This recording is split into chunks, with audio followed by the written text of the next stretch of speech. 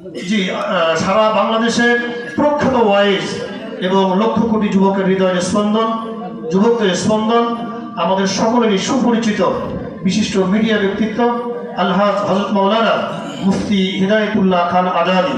আলহাজ হযরত মাওলানা মুফতি হিদায়াতুল্লাহ খান আজাদি তিনি একজন running chairman, তিনি একজন এলাকার একজন তিনি খাদিম হিসেবে কাজ করছেন।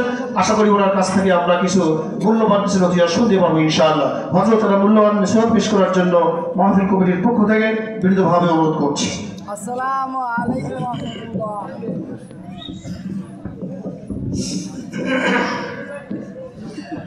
আসসালামু আলাইকুম ওয়া রাহমাতুল্লাহি ওয়া বারাকাতুহু। বেসটা একটু কমায় দিয়ে মাইকলা ভাই রিভাব দিয়ে রেখেন, ইকো দিলেন না, শুধু রিভাব। আলহামদুলিল্লাহ আলহামদুলিল্লাহিল্লাযী আহাতা বিকুল্লি শাইইন ইলমা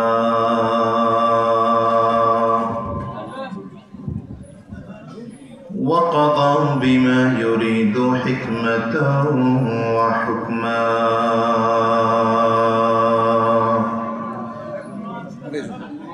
وأنعم بالنعم ابتلاء وامتحانا ونشهد أن لا إله إلا الله وحده لا شريك له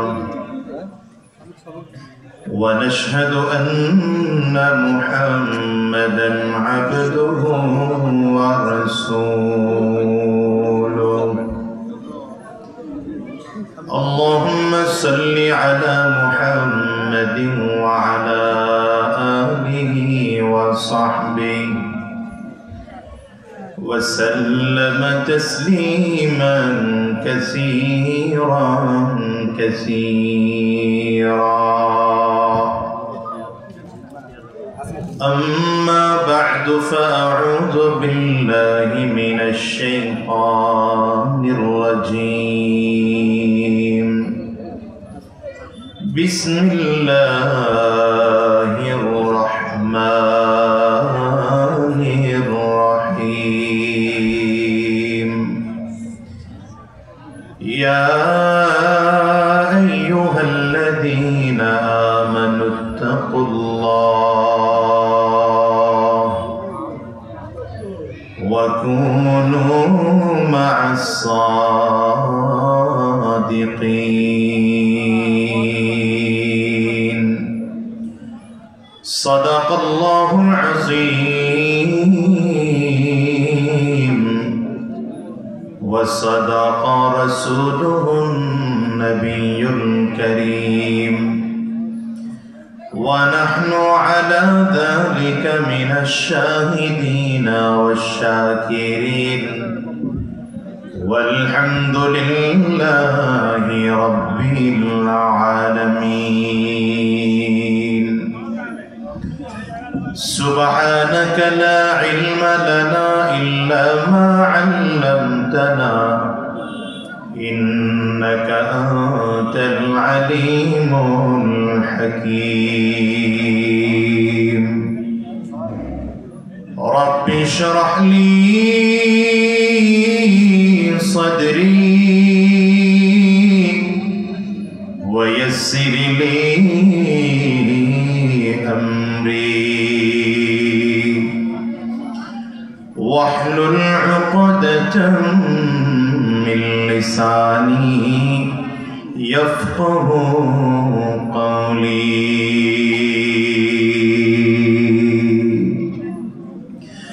रुखसार से बुर्का का जरा पर्दा उठा दो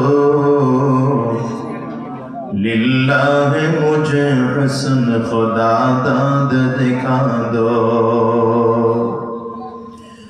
ए बाहर करम सदके हुसैन इब्न अली का पियासा मुझे शरबत दीदार पिला दो मैं दूर हूँ मजबूर हूँ ऐ सैयद आलम दीदार दिखाते नहीं आवाज सुना दो, दीदार दिखाते नहीं आवाज सुना दो। ला इलाहा इल्लल्लाह। সকলে জবান খুলে আওয়াজ দিয়ে সকলে মিলে প্রাণ উজাড় করে লা ইলাহা ইল্লাল্লাহ। আরো জোরে লা ইলাহা ইল্লাল্লাহ।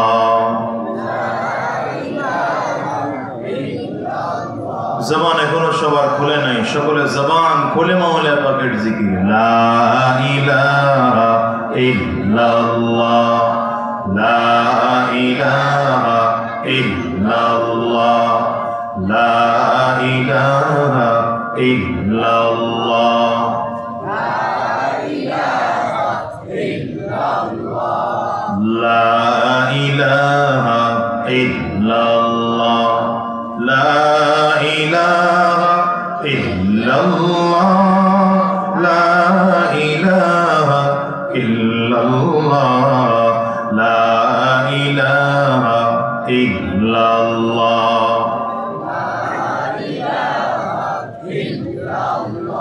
লা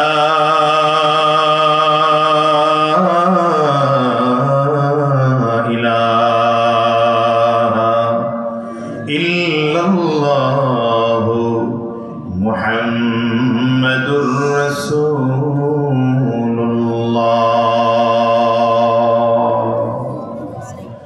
আলহামদুলিল্লাহ। অধ্যকারে মাহফিলের মুহতারাম সম্মানিত সভাপতি, সম্মানিত প্রধান অতিথি, বিশেষ অতিথি বৃন্দ, মঞ্চে উপস্থিত জাতির রহবার, জাতির সরদার সরতাজ হযরত উলামায়ে কেরাম, সম্মুখপানে সমবেত দিন প্রিয়, ইসলাম প্রিয়, দিনদার, ইমানদার মুমিন মুসলমান মর্দে মুজাহিদ ভাইরা, মুরব্বী বাবা জিরা, যুবক বন্ধুরা, কচি কাঁচা মাসুম বাচ্চারা, পর্দার অন্তরালে অবস্থানরত সম্মানিত শ্রদ্ধেয় মা বোনেরা, আল্লাহ পাকের শুকর যে আল্লাহ তাআলা আপনাকে আমাকে অত্যন্ত দয়া করে, মায়া করে, মহাব্বত করে, ভালোবেসে আজকের এই প্রতিকূল পরিবেশের মধ্যেও, প্রতিকূল আবহাওয়ার মধ্যেও যে রব্বি করিম, মৌলাই করিম আপনাকে আমাকে দূর দূরান্ত থেকে আসার বসার তৌফিক দান করেছেন, সে মালিক মুনিব আল্লাহ পাকের দরবারে শুকর আদায় করি। আমরা সকলেই জবান খুলে আওয়াজ দিয়ে জোরে সরে বলি আলহামদুলিল্লাহ। আলোচনা শুরু করার আগে আমার উপর একটা ছোট্ট দায়িত্ব আছে, দায়িত্বটুকু শেষ করি, এরপরে বাকি আলোচনা করব। এটা সহজ হয়। যে মাদ্রাসাটার উদ্যোগে মাহফিল, এটা হ্যান্ডবিল পারলেন না দিতে, নাম এই মাদ্রাসাটা পুরুষ শাখা আছে, বালিকা শাখা আছে। আচ্ছা ঠিক আছে, তাহলে তাই কথা বলেন না, সাইটে কেউ কথা বলেন না। এই মাদ্রাসাটা বালক শাখা এবং বালিকা শাখা আছে, দুটি শাখা নিয়ে মাদ্রাসাটি চমৎকার করে চলছে। এই মাদ্রাসাটা প্রতি বছর মাহফিল হয়। আলহামদুলিল্লাহ এবছরও খুব বড় করে আয়োজন করা হয়েছিল, তো বৃষ্টির কারণে জায়গা পরিবর্তন করে আবার এই জায়গা আনা হয়েছে।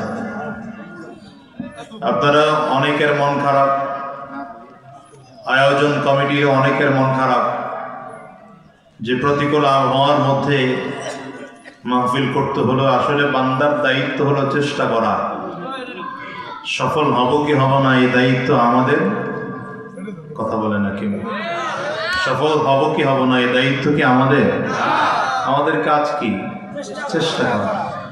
মাহফিল কমিটির দায়িত্ব ছিল মাহফিলের একটা আয়োজন করা সুন্দর করে, তারা মাহফিলের আয়োজন করেছেন, ব্যস্ত লাগবে না। আলোচক বৃন্দের দায়িত্ব ছিল এখানে সময় মতো উপস্থিত হওয়া। আলহামদুলিল্লাহ তারা সময় মতো উপস্থিত হয়েছেন। আমরা যারা শ্রোতা, যারা যতটুকু পেরেছি, আমাদের দায়িত্ব ছিল সময় মতো এখানে হাজির হওয়া শ্রোতা হিসাবে। আলহামদুলিল্লাহ আমরাও হাজির হয়েছি। এখন আল্লাহ তাআলা যদি চান যে বৃষ্টি দিয়ে মাঠ ভিজিয়ে রাখবো, বড় আয়োজন হবে না, এটা আল্লাহ পাকের ফয়সালা। আমরা আল্লাহ পাকের গোলাম হিসাবে আল্লাহ পাকের প্রত্যেকটি ফয়সালা নির্দ্বিধায় মেনে নেব। আওয়াজ করে জোরে বলে ঠিক না বেঠি? এই জন্য মন খারাপের কিছু নাই, আর কষ্ট পাওয়ারও কিছু নাই। আল্লাহ তাআলা যেটা ভালো মনে করেছেন সেটাই হয়েছে। তবে আজকের এই মাদ্রাসা খেলার মাঠ কি জায়গার নাম না মাঠের নাম? ও কোথায় মাঠটা কোথায়? ওই মাঠেই করছিলেন আয়োজন? আচ্ছা আচ্ছা। খেলার মাঠ নুরানি তালিমুল কোরআন হাফিজিয়া মাদ্রাসা এবং দারুন নাজাত বালিকা মাদ্রাসা, দুটি মাদ্রাসা। এই মাদ্রাসাটা দুটি আমার ভাই পরিচালনা করেন। কে যেন ভাইয়ের নাম? মৌলানা ওমর ফারুক সাহেব, তিনি পরিচালনা করেন এই মাদ্রাসাটা দুটি। এই মাদ্রাসাটি ভালো হোক, সুন্দর হোক, আরো উন্নত হোক, আমরা চাই কিনা? সবাই চান তো ইনশাআল্লাহ? যদি সবাই চান আমি লম্বা সময় নেব না, 2-1 মিনিটে কথা শেষ করবো, এরপরে মূল আলোচনায় ঢুকে যাব। এখানে অনেক মানুষ খুঁজলে পাওয়া যাবে যাদের ঘরে মা আছে, যাদের ঘরে বাবা আছে। আবার অনেক মানুষ এমন আছেন যাদের মা জমিন থেকে বিদায় হয়ে গিয়েছেন, বাবা জমিন থেকে বিদায় হয়েছেন। যাদের আব্বা আম্মা হায়াতে বেঁচে আছেন, তাদের আব্বা আম্মার হায়াত বৃদ্ধির লক্ষ্যে, সুস্থতার জন্যে। আর যাদের আব্বা আম্মা জমিন থেকে চলে গেছেন, তাদের আব্বা আম্মার রূহের মাগফিরাতের নিয়ত করে এই মাদ্রাসার জন্য নগদ 100 টাকা করে দিতে পারবেন এমন মানুষগুলো একটু হাত উঁচা করেন। নগদ স্বেচ্ছাসেবক যারা আছেন একটু হাতে হাতে নিয়ে নেন টাকাগুলো দ্রুত। নাই কেউ স্বেচ্ছাসেবক ভলান্টিয়ার যারা আছেন হাতে হাতে নিয়ে নেন আগে, এই হাতে হাতে এই টাকাগুলো যারা যারা হাত তুলেছেন প্রত্যেকে 100 টাকার নোটগুলো থাকলে দ্রুত নিয়ে নেন ইনশাআল্লাহ। এগুলো ফান্ডে জমা দিয়ে দেবেন। এখানের দায়িত্বশীল ছাড়া অন্য কেউ কালেকশন করেন না। মাশাআল্লাহ মাশাআল্লাহ। যারা যারা হাত তুলেছেন, ব্যাগে না হাতে, হাতে ব্যাগে না হাতে, আমি ব্যাগের কথা পরে বলবো। মাশাআল্লাহ। যারা দাঁড়িয়ে আছেন তারাও দিয়ে দেন। সর্বশেষ এই মাদ্রাসাটা সুন্দর হোক, ভালো হোক, বড় হোক, চান কিনা আপনারা? আওয়াজ করে না, চান কিনা আপনারা? কারা কারা চান? 2 হাত উঁচু করে দেন। ডানে আর বামে তাকিয়ে দেখেন, হাতকে তুলে নেই। আমার ডান পাশে সভাপতি সাহেব বসা, তিনিও হাত তুলেছেন। বাম পাশে প্রধান অতিথি মহোদয় বসা, তিনিও হাত তুলেছেন। সুতরাং আমাদের কারো হাত নিচে থাকবে না, 2 হাত উঁচু হবে সবার। মাশাআল্লাহ। হাতগুলো নাড়া দেন। এই হাত দিয়ে আমরা অনেকের মাকে কবরে রেখেছি, কেউ বাবাকে কবরে রেখেছি, কেউ কাবার গিলাফ ধরেছি। আজকের হাত দিয়ে আমরা ছোট্ট নেকের কাজ করবো। তৈয়ার আছি ইনশাআল্লাহ? আমার সাথে আপনারা সকলেই পড়েন বিসমিল্লাহির রহমানির রহিম। আরো জোরে সুন্দর করে পড়েন বিসমিল্লাহির রহমানির রহিম। হাতগুলো প্রত্যেকে নিজ নিজ দায়িত্বে নিজের পকেটে ঢুকায় দেন। যার সাধ্যে যতটুকু কোলায় সাধ্য অনুযায়ী দিয়ে দেবেন। ব্যাগগুলো নিয়ে নেমে যাও। ছাত্র ভাইরা যার যে দায়িত্ব আছে ব্যাগগুলো নিয়ে নেমে যাও দ্রুত। 2-1 মিনিটের মধ্যে শেষ করতে হবে। এটা নিয়ে লম্বা সময় নেওয়া যাবে না, খুব দ্রুত করতে হবে। আপনারা বসে পড়েন, যে যেখানে আছেন বসে পড়েন। এদিকে দিয়ে দেন ব্যাগগুলো। কই ব্যাগের লোক কোথায়? ভলান্টিয়ার যাদেরকে ব্যাগ দেওয়া হয়েছে, ব্যাগগুলো নিয়ে মাঠের মধ্যে নেমে যাও দ্রুত। কই হুজুরের ব্যাগের লোক কোথায়? তো 1-2 জন। কই একসাথে 10-20 জন রাখবেন না? হ্যাঁ আচ্ছা, 2-1 জন একটু মাঝখান থেকে উঠে উঠে সহযোগিতা করো। আমি আসার সময় দেখলাম বাজারটা অনেক বড়। মাশাআল্লাহ। বাজারে অনেক দোকানও এসছে। প্রত্যেকজন দোকানদারের কাছে যান, সাধ্য অনুযায়ী যতটুকু পারবে প্রত্যেকে দান করবে ইনশাআল্লাহ। মাহফিলের জন্য শরীক থাকবে, আজকের এই মাদ্রাসার জন্য শরীক থাকবে ইনশাআল্লাহ। কথা হবে না, কোনো কথা হবে না, কথা ছাড়া কাজ করতে হবে। প্রত্যেকেই সাধ্য অনুযায়ী যতটুকু পারেন, যে যতটুকু পারেন সাধ্য অনুযায়ী দিয়ে দেন। এখানে যারা দাঁড়িয়ে আছেন প্রত্যেকে পকেটে হাত দেন। একদম 5 টাকা পারলে 5 টাকাই, 10 টাকা হলে 10 টাকা, 10, 20, 50, 100, 500, 1000 যা পারেন দিয়ে দেন ইনশাআল্লাহ। বাচ্চারা ব্যাগগুলো নিয়ে যাচ্ছে, ব্যাগের মধ্যে সাধ্য অনুযায়ী দিয়ে দেন। নড়েই না এরা, যারা কালেকশন করে এরাও বোঝে না কি মতে। আপনার লোকজনই তো নড়ে চড়ে না, ব্যাপার কি? হ্যাঁ এমন কেন? বৃষ্টি দিকে সব নেতা হয়ে গেছেন গে? হ্যাঁ বললাম তো, টপ টপ করে নেমে যাবে লোকগুলো, টপ টপ করে কালেকশন করে ফেলবে। এই পর্যন্ত আসতেই পারে না। এই যে মানুষগুলো টাকা নিয়ে কয়েকজন দেখলাম বসে আছে। দ্রুত দ্রুত, খুব দ্রুত করতে হবে। ব্যাস কালেকশন হয়ে গেলে ব্যাগগুলো কোথায় জমা দিবেন? স্টেজে। ব্যাগগুলো স্টেজে জমা দিয়ে দেন। কালেকশনগুলো হয়ে গেলে ব্যাগগুলো স্টেজে জমা দিয়ে দেন। মাশাআল্লাহ, ঠিক আছে, বসে পড়েন। এই সবগুলো একটা ব্যাগের মধ্যে ঢুকায় কি বলে রুমালে ভাঁজ করে রেখে দেন। পরবর্তীতে মাহফিল শেষ হলে কমিটির লোকজনদের নিয়ে গণে নেবেন ইনশাআল্লাহ। ব্যাস দ্রুত দ্রুত করতে হবে, খুব দ্রুত। এটা একটা দায়িত্ব আমার মাথায় ছিল, এই জন্য দায়িত্বটা শেষ করলাম, যেন আপনারা আবার কেউ চিন্তা না করেন যে হুজুর কালেকশন করতেই আসছেন। আসলে কালেকশন করলে আমাদের খুব যে লাভ এমন না, কিন্তু মাদ্রাসার দিকে তাকিয়ে দু চারটা কথা বলতে হয়, এই জন্যই বললাম। যান ভাই, আপনি পিছনে যান। ব্যাস ঠিক আছে, হ্যাঁ, পিছনে গিয়ে ব্যাগগুলো জমা নিয়ে নেন। খুব লম্বা সময় না, অল্প সময় কথা বলবো। আপনারা তৈয়ার আছেন তো ইনশাআল্লাহ? ইনশাআল্লাহ কিন্তু এখনো জোর পাচ্ছি না। তৈয়ার আছেন তো ইনশাআল্লাহ? আমার কুড়িগ্রামের বিগত দিনের আওয়াজ আর আজকের আওয়াজে মিল পাচ্ছি না।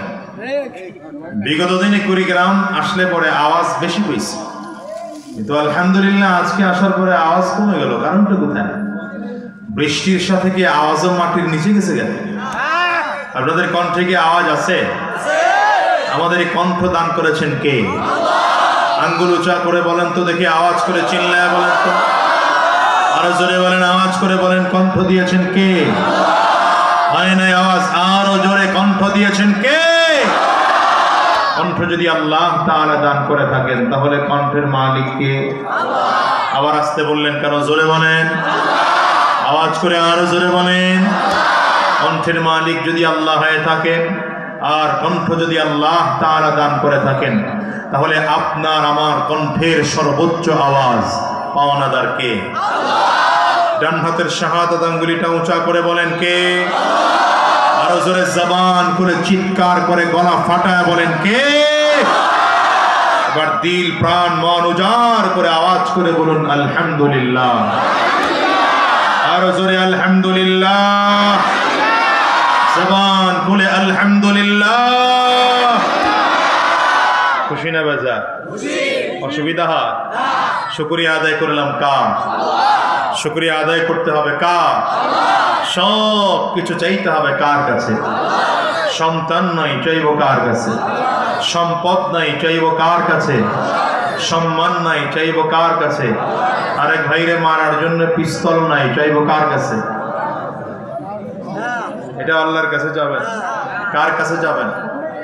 হ্যাঁ, কারো কাছে চাওয়া যাবে? অবৈধ জিনিস কারো কাছেই চাওয়া যাবে না, আর বৈধ জিনিস চাবো একমাত্র আল্লাহর কাছে। চিল্লায় বলেন কার কাছে? পিছনের ভাইরা বাসার থেকে ওয়াদা করে আসছে, যা করে খোদায় আওয়াজ দেব না। এমন নিয়ত করে আসছে? এমন নিয়ত করে না থাকলে আওয়াজ দেন। বলেন বৈধ জিনিসগুলো আমরা কার কাছে চাবো? জোরে বলে। আল্লাহ পাকের সাথে কারো দুশ্মনী আছে, শত্রুতা আছে? আল্লাহ পাকের নাম নিলে কবিরা গুনাহ হয়? আসতে বলে তো, কবিরা গুনাহ হয়। সুতরাং আল্লাহ পাকের নাম যখন নিবেন প্রাণ উজাড় করে নিবেন। বলেন আওয়াজ দিয়ে ডাক দেন আল্লাহ। আমি অনেকের জবান খেয়াল করতেছি, এখনো অনেকে জবান বন্ধ করে বসে আছে। আওয়াজ করে ডাক দেন আল্লাহ। পিছনে যারা বসছে এরা আওয়াজ দেয়, এটাই না? অবশ্যই আমি তো মনে করছি পিছনের লোক নাই, তা আছে তো আশা। আপনারা আওয়াজ দিয়ে চেয়ারম্যান সাহেব না? কই চেয়ারম্যান সাহেব কই গেল? সভাপতি সাহেব কই যায়? ও আচ্ছা, ঠিক আছে। আপনারা স্টেজে যারা বসছেন দায়িত্ব নিয়ে আপনারাও আওয়াজ দিবেন ইনশাআল্লাহ। জোরে আওয়াজ দেন আল্লাহ, আরো জোরে আল্লাহ। এই নামগুলোতে মজা আছে না নাই? বলেন না, বলেন না, বলেন না। পৃথিবীতে 4টা নামে যেই মজা গোটা পৃথিবী দিয়ে দিলেও সেই মজা পাওয়া যাবে না অন্য কোথাও। 1 নম্বর আল্লাহর নাম ডাকে খুব মজা, ঠিক কিনা বলেন? বলেন আওয়াজ করে আল্লাহ, আরো জোরে আল্লাহ। 2 নম্বর আমার নবীর নাম, ঠিক না? হ্যাঁ, বুকে হাতটা লাগায় বলেন আমার নবী। বলেন না, আওয়াজ করে বলেন না। এরপরের নামটা হচ্ছে মা। এই ডাকটা খুব মজা, ডাকেন, ডাকেন না, আওয়াজ দিয়ে ডাকেন না। এরপরের ডাকটা হলো বাবা। এই 4টা ডাক গোটা পৃথিবীর মধ্যে মজার ডাক, এছাড়া আর কোন ডাকের মধ্যে এত মজা না। কি ঠিক না বেঠিক? জোরে বলে। সুতরাং সম্পর্কের জায়গা এই চারটা জায়গায় হবে। মহাব্বত করব, ভালোবাসবো, তো 1 নম্বর আল্লাহকে ভালোবাসবো, 2 নম্বর নবীকে ভালোবাসবো, 3 নম্বর মাকে ভালোবাসবো, 4 নম্বর বাবাকে ভালোবাসবো। এর বাহিরে গোটা পৃথিবীতে যত ভালোবাসা হয় এটা স্বার্থের জন্য হয়। স্বামী তার বিবিকে ভালোবাসে, বিবি তার স্বামীকে ভালোবাসে স্বার্থের জন্য। খুঁজে দেখেন, কথা বলেন না। নেতা জনগণকে ভালোবাসে, জনগণ নেতাকে ভালোবাসে, খুঁজে দেখেন এখানে স্বার্থ আছে। বক্তা শ্রোতাকে ভালোবাসে, শ্রোতা বক্তাকে ভালোবাসে, স্বার্থ আছে। কথা বলেন না কেন? ইমাম মুসল্লিকে ভালোবাসে, মুসল্লি ইমামকে ভালোবাসে, এখানেও স্বার্থ আছে। দোকানদার ক্রেতাকে ভালোবাসে, ক্রেতা বিক্রেতাকে ভালোবাসে, এখানেও স্বার্থ আছে। যত জায়গা আছে সব জায়গায় স্বার্থ আছে। স্বার্থ ছাড়া মহাব্বত, স্বার্থ ছাড়া সম্পর্ক, 4টা সম্পর্ক। এক হচ্ছে আল্লাহ আর বান্দার সম্পর্ক, দ্বিতীয় নবী এবং তার উম্মতের সম্পর্ক, তৃতীয় হলো মা আর সন্তানের সম্পর্ক, 4 নম্বর বাবা আর সন্তানের সম্পর্ক। নিঃস্বার্থ সম্পর্ক। এই স্বার্থের মধ্যে, এই সম্পর্কের মধ্যে কোনো স্বার্থ হয় না। বলেন হয় নাকি? আল্লাহ আমাদের এই 4টা সম্পর্ককে শুরুতেই উন্নয়ন করার তৌফিক দান করুন। বলেন আমিন। জোরে আওয়াজ করে চিল্লায় বলেন আমিন।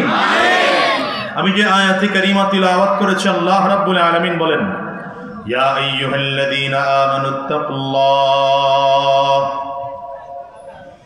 ইয়া আইয়ুহাল্লাযীনা আমানুত্তাকুল্লাহ ওয়া কুনু মা'আস সাদিকিন।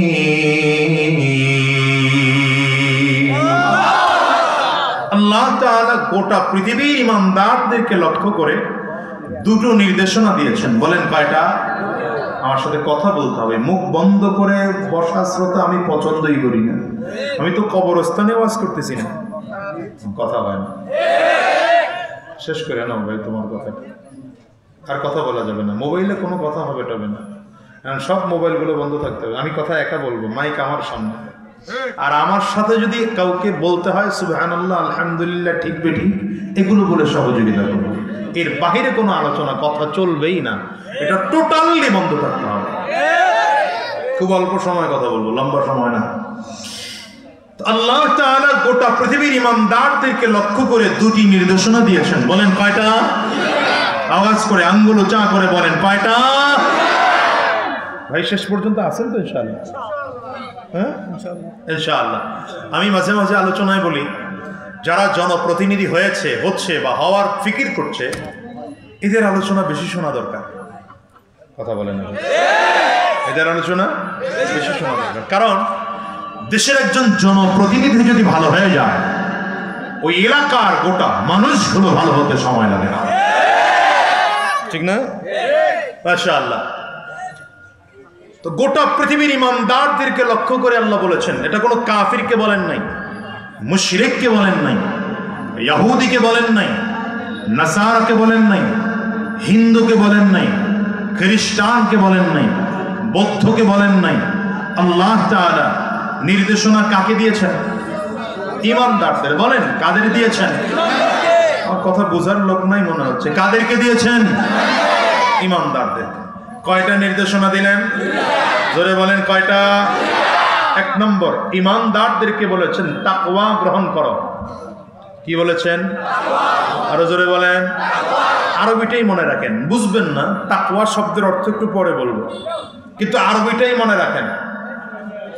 1 নম্বর, আল্লাহ তাআলা তাকওয়া অর্জন করার জন্য বললেন, এটা 1 নম্বর নির্দেশনা। 2 নম্বর নির্দেশনা, সত্যবাদীদের সঙ্গী হওয়ার জন্য বলেছেন। বলেন কি বলেছেন? 1 নম্বর কি বললেন? জোরে বলেন, কথা জোরে বলেন, আওয়াজ করে বলেন। 2 নম্বর, সত্যবাদীদের সঙ্গী। ব্যাস কথা এই 2টা। আমার ভাইরা, 1 নম্বর তাকওয়া অর্জন করতে বলেছেন। তাকওয়া কাকে বলে এটা বোঝা দরকার। কি বিছানা আছে? আরে এত এলোমেলো করলে কেমনে কথা বলবো আমি, আল্লাহ জানেন। তাড়াতাড়ি করেন, বিছানা বিছায় দেন, দ্রুত করেন। ওখানে আরেকটা দিয়ে দেন, ওই সাইডে আবার ওখানে আবার লোক ঝামেলা করবে, দিয়ে দেন। এখন আসা যাওয়ার রাস্তাটা অফ করে দেন। ব্যাস একটু কথা বলতে আমাকে সহযোগিতা করেন, আমি এলোমেলো কথা বলতেই পারি না। পরিবেশ গোছানো থাকলে অল্প সময় কথা বলে শেষ করা যায়। ব্যাস বসে পড়েন ব্যাস। আর উঠাউঠি কিছু মানে কি বলে নাড়াচাড়া করেন না। গোটা পৃথিবীর ইমানদারদেরকে আল্লাহ তাআলা দুটি নির্দেশনা দিয়েছেন। একটা হচ্ছে তাকওয়া অর্জন করতে বলেছেন, দ্বিতীয় হচ্ছে সত্যবাদীদের সঙ্গী হওয়ার জন্য বলেছেন। প্রশ্ন হলো তাকওয়া কাকে বলে? ভালো করে বুঝেন, তাকওয়া কাকে বলে? তাকওয়াটা আরবি শব্দ। বলেন তাকওয়াটা কি শব্দ? সবাই কথা বলে না, বলেন। ক্লাস চলতেছে, কথা বলতে হবে আমার সাথে। তাকওয়াটা আরবি শব্দ, এর বাংলা অর্থ হলো ভয়। বলেন কি? কার ভয়? জোরে বলেন, আওয়াজ করে চিল্লায় বলেন, আঙ্গুল উঁচা করে বলেন। এটা হচ্ছে এক নম্বর, আল্লাহর ভয় অর্জন করার জন্য বলেছেন। দ্বিতীয় নম্বর, আল্লাহ বলেন শুধু তাকওয়া অর্জন করলেই হয় না, ঈমান। আরে ভাই, কথা ছাড়াও তো কাজ করা যায় নাকি? দ্বিতীয় নম্বর, ঈমানের পাওয়ার যেমন কমে এবং বাড়ে, ঠিক তেমন তাকওয়ার পাওয়ারও কমে বাড়ে।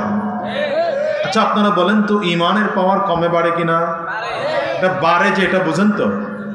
বলে না কথা, বুঝেন তো? এটা দেখেন, এই যে 17 বছরের জুলুম, অত্যাচার, নিপীড়ন, নির্যাতন, আচ্ছা এই সময়ও আমরা কি ওই জুলুম সমর্থন করেছি না প্রতিবাদ করেছি? প্রতিবাদ করেছি। কিন্তু আমাদের প্রতিবাদে স্বৈরাচার পালায় নাই। বলে না কেন কথা? তার মানে কি আমাদের কারো ঈমান ছিল না? আমার কথা বুঝে না মনে হয়। ঈমান ছিল না? ছিল, ঈমান ছিল, কিন্তু সেই ঈমানের পাওয়ার কম ছিল। ঈমানের পাওয়ার কম থাকার কারণে প্রতিবাদ করেছি ঠিক, তো স্বৈরাচার বিদায় হয় নাই। কথা জোরে বলে না। কিন্তু সেপ্টেম্বর মাস শুরু হলো 24-এ, আমার ছোট ছোট ছাত্ররা 15 বছর, 18 বছর, 20 বছর, 25 বছরের বাচ্চারা অত্যাচার আর অন্যায়, জুলুম, নির্যাতনের বিরুদ্ধে প্রতিবাদ করতে গিয়ে রাজপথে নামতে বাধ্য হলো। এবং যত চলছে জুলাই মাস, যত চলছে আগাচ্ছে সামনের দিকে, প্রতিবাদের বারুদ বাড়তেছে। বাড়তে বাড়তে এক পর্যায়ে এমন হলো, 5 আগস্ট এসে গেল, গোটা মুসলিমদের প্রতিবাদ এমন জায়গায় গিয়ে পৌঁছিয়েছে, স্বৈরাচারের জন্য দুপুরের খানা পাকানো থাকলেও না খেয়ে পালাতে বাধ্য হয়েছে। আওয়াজ করে চিল্লায় বলেন ঠিক না ঠিক? তাহলে ঈমান ছিল, প্রতিবাদের ভাষাও ছিল, কিন্তু এখন এত শক্তিশালী হলো কেন? কারণ হলো গোটা মুসলিমরা একত্রিত হয়ে গিয়েছে। ঠিক আল্লাহ তাআলা বলেন, যেমন করে ঈমানের পাওয়ার কমে এবং বাড়ে, তাকওয়ার পাওয়ারও কমে বাড়ে। যেমন ঈমানদার কয়েক জায়গায় একত্রিত হলে ঈমানের পাওয়ার বাড়ে, তাকওয়ার পাওয়ারও যদি বাড়াতে হয়, যাদের মধ্যে তাকওয়া আছে এদের সঙ্গী হতে হয়। কি হতে হয়? জোরে বলে, যারা নেককার এদের সাথী হতে হয়। এজন্য আল্লাহ তাআলা বলেন, ইয়া আইয়ুহাল্লাযীনা আমানুত্তাকুল্লাহ, ইয়া আইয়ুহাল্লাযীনা আমানুত্তাকুল্লাহ ওয়া কুনু মা'আস সাদিকিন।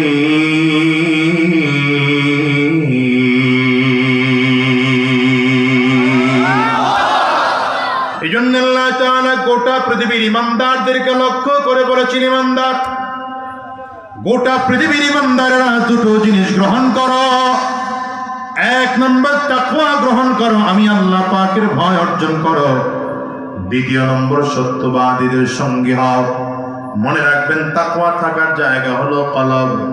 রাসূলুল্লাহ সাল্লাল্লাহু আলাইহি ওয়াসাল্লাম বলেন, তাকওয়া হাহুনা, তাকওয়া থাকার জায়গা কোথায়? বলে তাকওয়া থাকার জায়গা হলো কলব।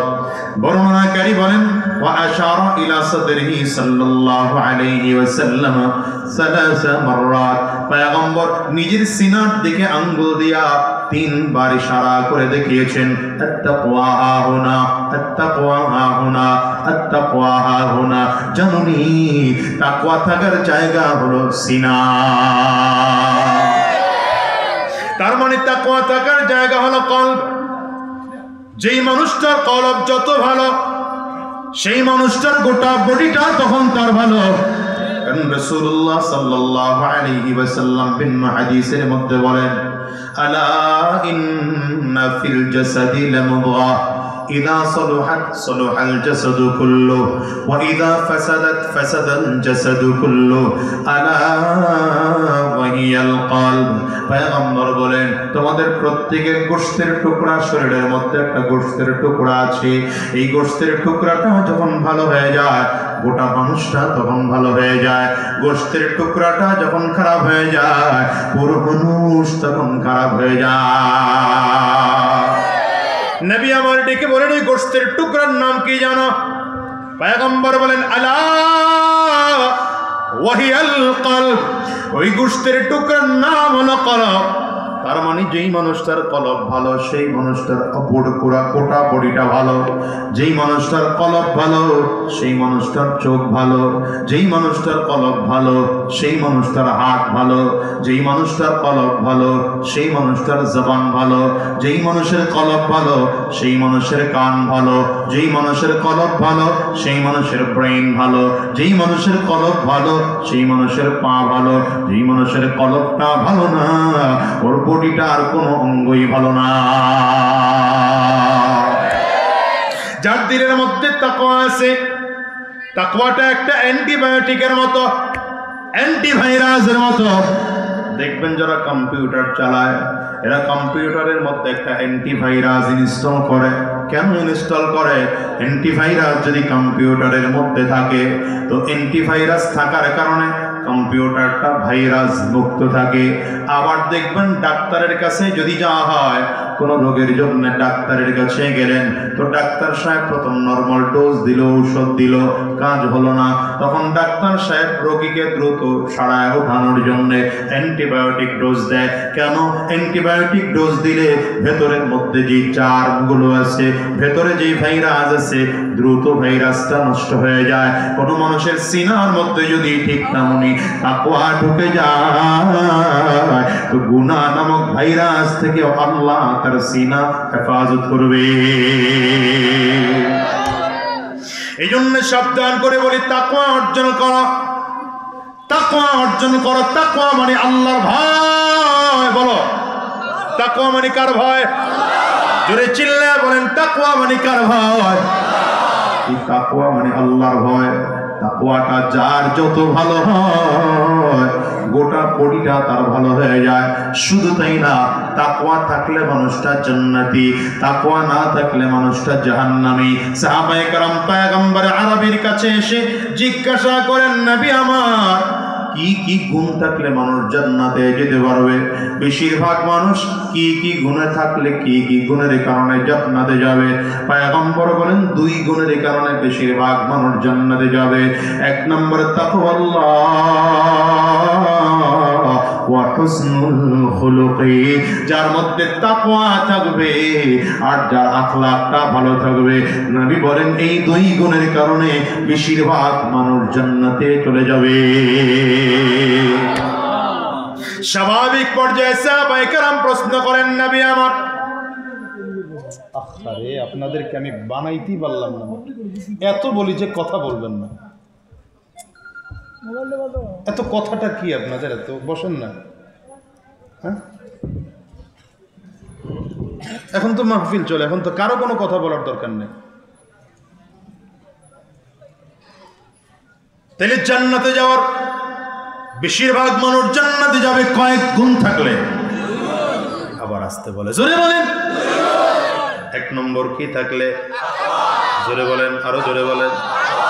দ্বিতীয় নম্বর চরিত্র ভালো থাকলে। বলেন না, দ্বিতীয় নম্বর চরিত্র ভালো থাকলে। সাহাবায়ে কেরাম এসে বললেন, পয়গম্বর তাইলে আমাদেরকে আবার একটু জানায় দেন, কি কি গুণের কারণে বেশিরভাগ মানুষ জাহান্নামে যাবে? নবী আমার বলেন, সেটাও দুই গুণের কারণে বেশিরভাগ মানুষ জাহান্নামে যাবে।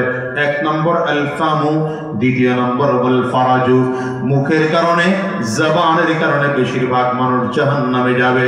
দ্বিতীয় নম্বর লজ্জাস্থানের কারণে বেশিরভাগ মানুষ জাহান্নামে যাবে। জবানের কারণে তো দুনিয়াতেও অপমানিত হয়, জবানের কারণে দুনিয়াতেও অপমানিত হয়। একটা কথা যদি বলে ফেলছেন, আল্লাহ না করুক, এই যে আমি কথা বলতেছি 1 ঘন্টা, হঠাৎ করে জবান থেকে একটা অপ্রীতিকর ঘটনা কথা বের হয়ে গেল, এই কথাটার জন্যে আমার বেইজ্জতি হওয়া লাগতে পারে। কথা বলেন না, ঠিক না ঠিক? হ্যাঁ, এই জন্যে আবার মানুষ কথার জন্য বেইজ্জত হয়, আবার নিজের লজ্জাস্থানের জন্যও মানুষের ইজ্জত নষ্ট হয়, ঠিক না? এই জন্যে রাসূলুল্লাহ সাল্লাল্লাহু আলাইহি ওয়াসাল্লাম ভিন্ন হাদিসে বলেন, মান ইয়াযমান লি বাইনা লিহইহি, মান ইয়াযমান লি মা বাইনা লিহইহি ওয়া মা বাইনা রিজলাইহি আযমান লাহুল জান্নাহ।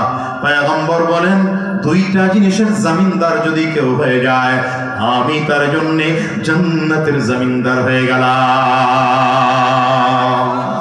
আওয়াজ দিয়ে চিল্লায় বলেন না সুবহানাল্লাহ।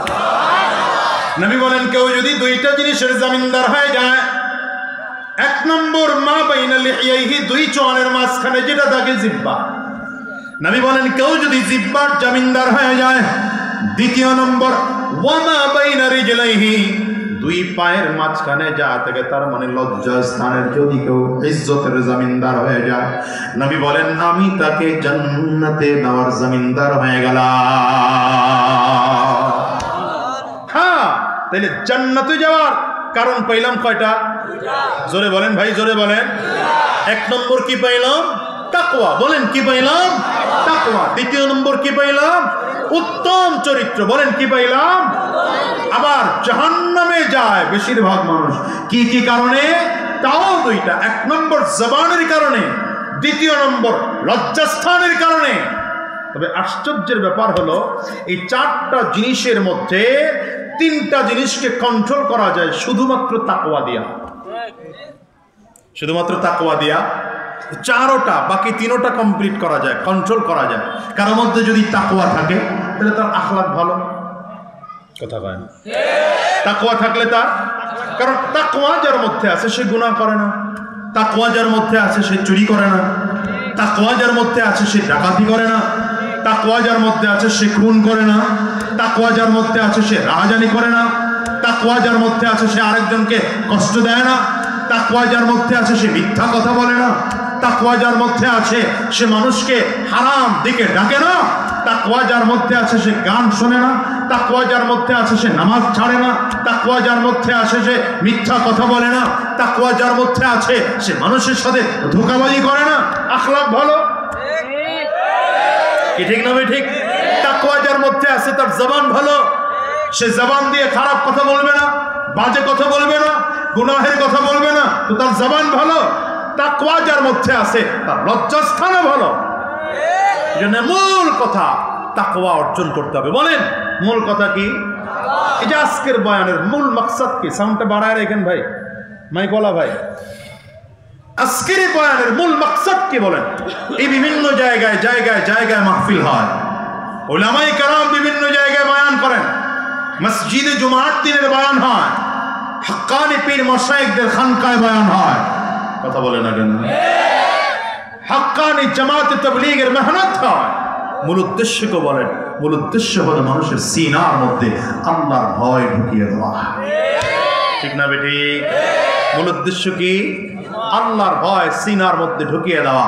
কারণ কোন বান্দার সিনার মধ্যে যদি আল্লাহর ভয় থাকে, তো সে বলবে, আল্লাহ দুনিয়া একটু খারাপ রাখো, অসুবিধা নাই, দুনিয়া অসুস্থ রাখো, অসুবিধা নাই, দুনিয়া যেমন রাখো, অসুবিধা নাই, মৃত্যুর পরে অসুবিধায় থাকতে চাই না, কবরে, হাসরে, মিজানে, পুলসিরাতে ভয়ে থাকতে চাই না। আল্লাহ দুনিয়া যেমন রাখো, আলহামদুলিল্লাহ, তবে মৃত্যুর পরে জান্নাত দিও। কি ঠিক না বেটি? দুনিয়াতে নৌকা দইয়া কবরে কাঁদিও না, জাহান্নামী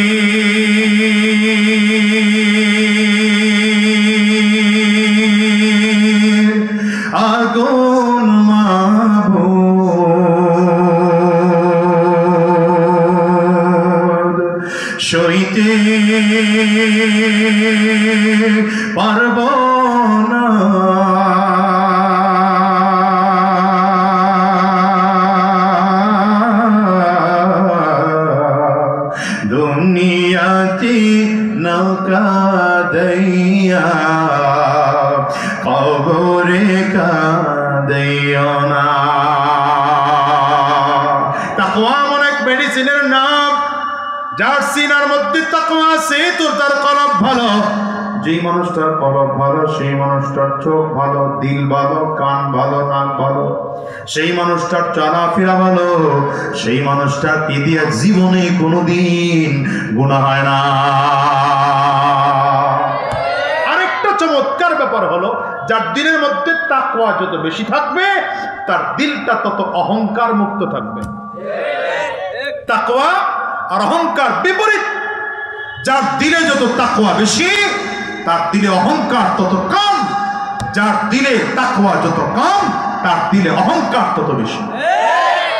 আমাদের তো অহংকারের শেষ নাই, আমি অনেক বড় বক্তা, এটা অহংকার। কথা বলেন না কেন? আমি অনেক বড় হুজুর, আমি অনেক বড় পীর সাহেব, আমার হাজার হাজার মুরিদ, এটা অহংকারের কারণ হতে পারে। আমি অনেক বড় বক্তা, হাজার হাজার মানুষ আমার কাছে আসে, এটা অহংকারের কারণ। কথা বলেন না কেন? ঠিক না? হ্যাঁ, এটা খেয়াল রাখতে হয়। এইখানে কন্ট্রোল করা, এটার নামই হলো অহংকার মুক্ত জীবন। পয়গম্বর সুলাইমান আলাইহিস সালাতু ওয়াস সালামের নামটা শুনছেন? কত বড় বাদশা ছিলেন! আল্লাহু আকবার। গোটা পৃথিবী, 4 জন বাদশা গোটা পৃথিবী শাসন করেছেন, পুরো পৃথিবীর বাদশা ছিলেন। এর মধ্যে 2 জন ছিলেন মুসলমান, একজনকে বাদশা সিকান্দার বা ইস্কান্দার, যাকে কোরআনুল কারীমে যুলকারনাইন বলা হয়। আরেকজন বাদশা হলো পয়গম্বর সুলাইমান আলাইহিস সালাতু ওয়াস সালাম। চিৎকার করে আওয়াজ করে আল্লাহু আকবার বলবেন। বাদশা সুলাইমান আলাইহিস সালাম, আল্লাহ পাকের পয়গম্বর, কত বড় বাদশা ছিলেন! আল্লাহ তাআলা তাকে অফার দিয়েছিলেন, এটা জানেন তো আপনারা? সুলাইমান, 3টা জিনিস, কারণ 3টা জিনিস তোমাকে অফার দিলাম, তুমি যে কোনো একটা নিতে পারবা। কি নিবা বলো? কি কি 3টা জিনিস? আল্লাহ বলেন, 1 নম্বর, চাইলে ইলম নিতে পারো, আসমানি জ্ঞান, তাওহীদের জ্ঞান, রিসালাতের জ্ঞান।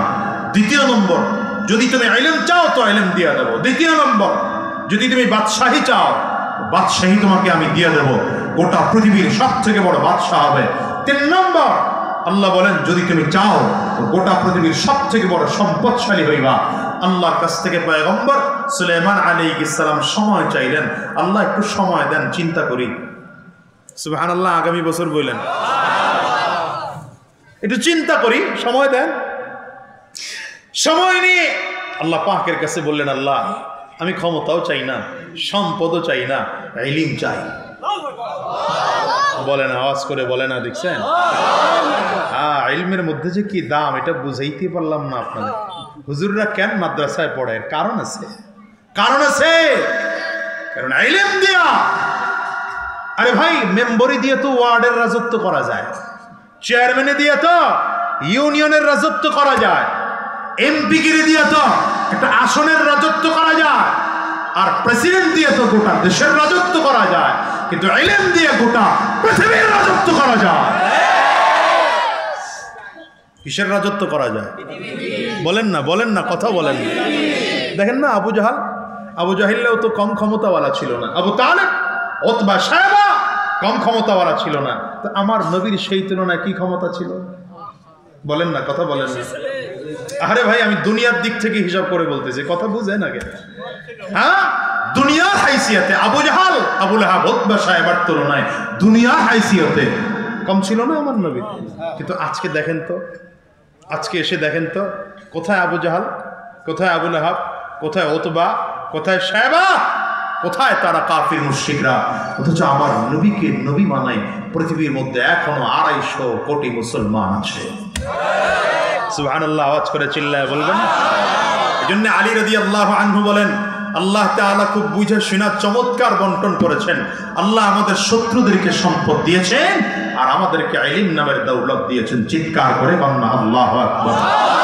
रज़ीना किस्मत जब्बार फीना, रज़ीना किस्मत जब्बार फीना, लना इल्मुन वलिल अअदाइ मालु, फ़इन्नल माल यफ़ना अन क़रीबिन, व इन्नल इल्म बाक़िन ला यज़ालु। हज़रत अली রাদিয়াল্লাহু আনহু বলেন, মালিকের কত চমৎকার বন্টন দেখা। আল্লাহ তাআলা দুনিয়ার মানুষদেরকে দিয়েছেন সম্পদ, টাকা দিয়েছেন, ক্ষমতা দিয়েছেন, সম্পদ দিয়েছেন, কিন্তু আল্লাহ তাআলা আমাদেরকে দিয়েছেন ইলম নামের সম্পদ। আল্লাহ পাকের বন্টনে আমরা বড় খুশি, এত খুশি কারণ দুনিয়ার বাদশাহী, দুনিয়ার টাকা, দুনিয়ার পয়সা এটা খুব দ্রুত শেষ হয়ে যায়, আর আল্লাহর আসমানি জ্ঞানের বাদশাহী শুরু হয়, কোনোদিন শেষ হয় না।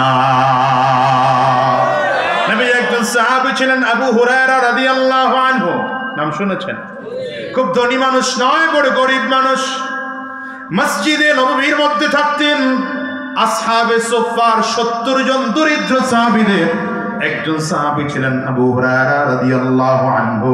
পয়গম্বর একদিন এই 70 জন সাহাবীকে অর্ধেক করে ভাগ করে দিলেন। অর্ধেক সাহাবী দিনের বেলা ময়দানে কাজ করবে, আর অর্ধেক সাহাবী আমার নবীর সাথে থাকবেন। রাতের বেলায় ওই মাঠে যারা কাজ করে এরা যখন জমিনে মসজিদে ফিরবে, নবীজি সারা দিন যা পড়িয়েছে এরা আবার এই সাহাবীদেরকে সন্ধ্যার পরে শোনাবে। আবার পরের দিন হয়ে গেলে আগের দিন যারা মাঠে কাজ করেছিল এরা পরের দিন মসজিদে থাকবে, আগের দিন যারা মসজিদে ছিল এরা পরের দিন ময়দানে কাজ করবে।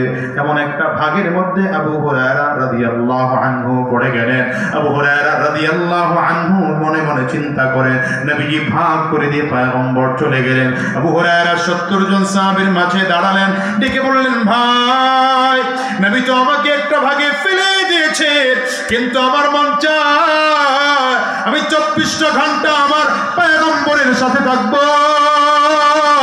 যদি তোমরা বলো তাইলে আমাকে একটু সুযোগ দিলে, অনুমতি দিলে, ময়দানে কাজ করতে চাই না, আমার নবীর কাছে থাকতে চাই।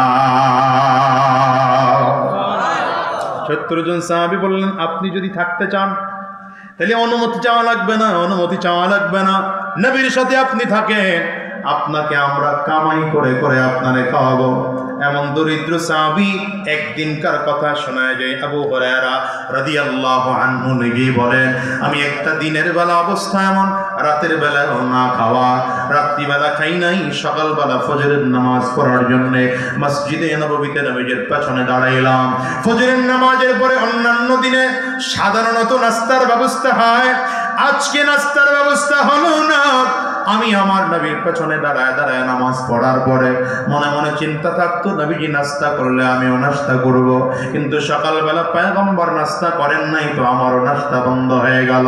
সারাটা দিন এমন করে না খেয়ে আছি, কিন্তু চমৎকার কাজ করেছি। ফজরের নামাজের পরে রহমতের নবী আমার চমৎকার করে বয়ান করলেন। আমার নবী যখন বয়ান করেছেন, আবু হুরায়রা রাদিয়াল্লাহু আনহু বলেন, আমি আমার দিলের কান লাগায়া নবীজির বয়ানগুলো চমৎকার করে করে করে শুনেছি। আমার নবীজি বয়ান করে বাসায় চলে গেলেন। আমি মনে মনে চিন্তা করলাম, যদি আমার নবীর বয়ানটা ভুলে যাই তো একজন সাহাবীকে শোনাতে আরম্ভ করলাম। চিন্তা করলাম যদি ভুলে যাই তো আরেকজন সাহাবীরে শোনাইলাম। চিন্তা করলাম যদি ভুলে যাই তো আরেকজন সাহাবীরে শোনাইলাম। এমন করে করে একজন, দুইজন, তিনজন, পাঁচজন, 10 জন সাহাবীকে শোনাতে শোনাতে ফজরের আজান শেষ হয়ে গেল, নামাজ শেষ হয়ে গেল। নামাজ শেষ হওয়ার পরে শুরু করলাম, হঠাৎ করে তাকিয়ে দেখলাম হযরত বিলাল মসজিদে দাঁড়া যোহরের আজান দিতে শুরু করেছে। যোহরের আজান হয়ে গেল, সাহাবায়ে কেরাম মসজিদের মধ্যে হাজির। আবু হুরায়রা বলেন, আমি অপেক্ষায় আছি, রাহমাতুল লিল আলামিন নবী এসে হাজির। নামাজ পড়িয়েছেন পয়গম্বর। নামাজ শেষ করে আবু হুরায়রা বলেন, আমার পেটের মধ্যে প্রচন্ড ক্ষুধা, এত ক্ষুধা, এত ক্ষুধা, ক্ষুধার যন্ত্রণা নামাজে দাঁড়ায় খুশু পড়তেও আমার বড় কষ্ট হয়। নামাজ শেষ করে মসজিদে নববীর বারান্দার দরজার সামনে দাঁড়াইলাম। আজকে যেই সাহাবীকে পাবো তাকে একটু সালাম দেব, দেখি আমার কোনো ভাই আমাকে নিয়ে তার বাসায় মেহমানদারি করায় কিনা। হযরত আবু হুরায়রা বলেন, সর্বপ্রথম আমার সাথে সাক্ষাৎ হলো আবু বকর সিদ্দিক রাদিয়াল্লাহু আনহুর সাথে। আমি আমার ভাইকে সালাম দিলাম, তিনি আমার সালামের জবাব নিলেন। একটা কোরআনের আয়াত সম্পর্কে জানতে চাইলাম, অথচ আমি এই আয়াত সম্পর্কে আগে থেকেই জানি, তারপরও কেন জানতে চাইলাম? কারণ হলো আমার ভাই আবু বকর যদি আমার দিকে তাকিয়ে তাকিয়ে আয়াতের জবাবটা দেয় তো আমার দিকে তাকালে বুঝবে আমি আমি ক্ষুধার্ত, হয়তো আমার হাতটা ধরে বাসায় নিয়ে যাবে নাস্তা করানোর জন্য। কিন্তু আবু বকর সিদ্দিক উত্তর দিলেন, আমাকে বাসায় নিয়ে গেলেন না। আবু হুরায়রা বলেন, মনে মনে ভাবলাম আমার ভাই আবু বকর সিদ্দিকের ঘরে আমাকে খানা খাওয়ানোর মতো দুপুরে পর্যাপ্ত খানা না। কত দরিদ্র সাহাবায়ে কেরাম। আবু হুরায়রা বলেন, অপেক্ষা করে দাঁড়ায় আছি, একটু পরে ওমর ফারুক ঢুকলেন। আমি হযরত ওমর ফারুক রাদিয়াল্লাহু আনহুকে সালাম দিলাম। ওই আয়াতটা আবার তাকেও জিজ্ঞাসা করলাম, তিনিও সুন্দর করে উত্তর দিলেন, কিন্তু চেহারা মলিন করে মাথা নিচু করে চলে গেলেন। আমি তার যাওয়ার ধরন দেখেই বুঝলাম আমার ভাই ওমরের ঘরেও আমি আবু হুরায়রাকে মেহমানদারি করানোর মতো পর্যাপ্ত পরিমাণ খানা নেই। কিন্তু পেটের মধ্যে প্রচন্ড ক্ষুধা, কি করব? অপেক্ষা করার জন্য দাঁড়ায় আছি। হঠাৎ করে দেখি রহমতের নবী আমার সামনে এসে হাজির। আমি আমার নবীকে সালাম দেওয়ার আগে পয়গম্বর আমাকে সালাম দিয়ে দিলেন। সালাম দিয়েই বললেন, ফাআখাযা বিয়াদি, এসে হুজুর আমার হাতটা ধরলেন, ডেকে বললেন, আবু হুরায়রা, চেহারার দিকে তাকাইলে মনে হয় কিছু খাও না, চলো না, আজকে তুমি আমার ঘরের মেহমান। আবু হুরায়রা রাদিয়াল্লাহু আনহু বলেন, মনে মনে বড় তৃপ্তি পাইলাম, মনে বড় শান্তি, আমার কত ভাগ্য। কোন সাহাবীরা মানে নিয়ে যায় নাই, কিন্তু আজকে আমি আমার নবীর ঘরের মেহমান হব।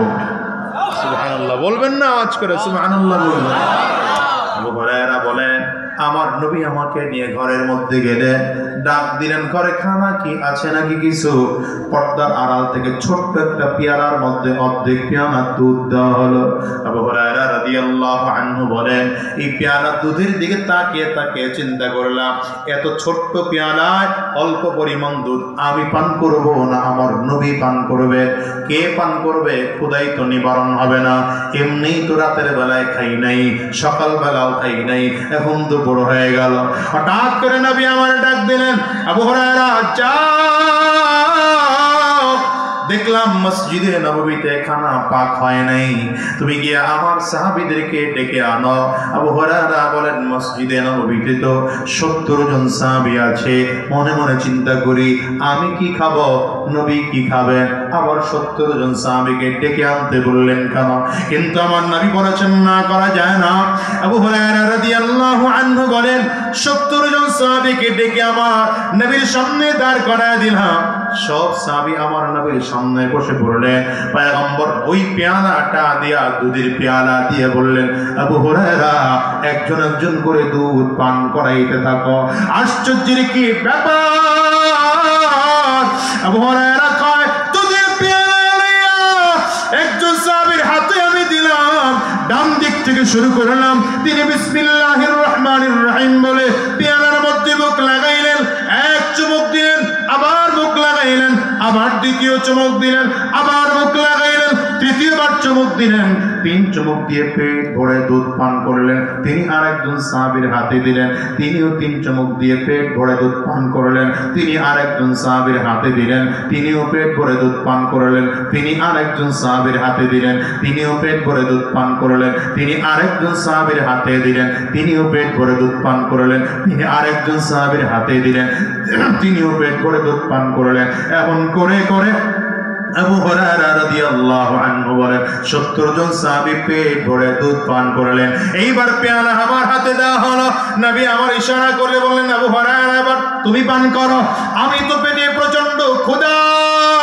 আবু হুরায়রা কয়, বিসমিল্লাহ বলে পেয়ালার মধ্যে মুখ লাগাইয়া একটা চুমুক এত বেশি টান দিলাম, এক চুমুকে পেট ভরে ফেললাম। পেয়ালাটা আমার নবীর হাতে দেব তো পয়গম্বর ইশারা করেন, আবার পান করো। সুবহানাল্লাহ, বাড়ি যায় কোয়েন মিয়া সুবহানাল্লাহ কয়, জোরে বলেন, আওয়াজ করে চিল্লায়া বলেন। আবু হুরায়রা বলেন, আমার নবী আমার ইশারা করে কয়, পান করো। আমি আমার নবীর দিকে তাকায় বললাম, পয়গম্বর যথেষ্ট পান করেছে, আমার পেট ভরে গেছে, আর পান করব না। নবীজি ধমক দিয়ে বললেন, আমারও পান করো। নবীজির ধমক শুই না আবার পেয়ালায় মুখ লাগাইলাম দ্বিতীয়বার। এবার একটু বেশি পান করা হয়ে গেল, আবার পেয়ালা নবীর হাতে দেব। নবীজি আবারও ইশারা করে বললেন আবারও পান করো। নবীজির ধমক খেয়ে আবার মুখ লাগাইলাম, 3 বার মুখ লাগায়া এত বেশি দুধ পান করেছি, আবু হুরায়রা বলে জীবনে কোনোদিন এত পরিমাণ দুধ পান করি না। এইবার পেয়ালা আমার নবী হাতের মধ্যে লইলেন, কথা বলেন না, পেয়ালা এখন কে নিলেন? আমার নবী সবার আগে খাইলেন না পরে খাইলেন? ওরে জোরে বলে। সাহাবায়ে কেরামদের নেতা আমার নবী সবার আগে খাইলেন না পরে খাইলেন? আমার নেতারা আগে খায় না পরে খায়? আরে না, আগে না পরেই খায়। আরে না না, আমি আর নেতারা জনগণরে আগে খাওয়ায়। নির্বাচনের আগে বলে সিগারেট খাইলে তা দেব, টোস্ট বিস্কুট খাইলে তাও খাইতে দেব, চা খাইতে দিলে তাও দেব, মুড়ি চাইলে তাও দেব, টাকা চাইলে তাও দেব। নির্বাচনের পরে এমন খাওয়া খাবো, ওই যে দেখেন নাই বিগত দিনে দেখা গিয়েছে রিজার্ভ ফান্ডের ডবল পরিমাণ টাকা বিদেশ পাচার হয়েছে। বলেন না কেন? চিল্লা ঠিক না ঠিক? এই জন্য বলবো সাবধান, আগামীর দিনের নেতা যারা হবে তাদেরকে বলবেন 1 টাকা নির্বাচনের আগে আমাকে দেওয়া লাগবে না। সৎ, যোগ্য, আদর্শবান, দাড়িওয়ালা, টুপিওয়ালা, জুব্বাওয়ালা ইমানদারদেরকে সমর্থন দেব। ভোটের পরে আপনিও খেতে পারবেন না। তুই হাত তুলে চিল্লা রাখো, ঠিক না ঠিক জোরে বলো।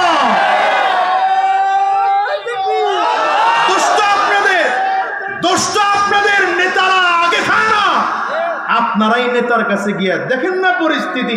নির্বাচন আসলে বাবারে বাবা, ভোট একটা 5 জনের কাছে ওয়াদা দিয়ে রাখছে। কথা বলে না, আছে না নাই জোরে বলে। সকালবেলা এক প্রার্থী গিয়া কয় এদিকে আয় বেটা 1 কাপ চা খায় যা।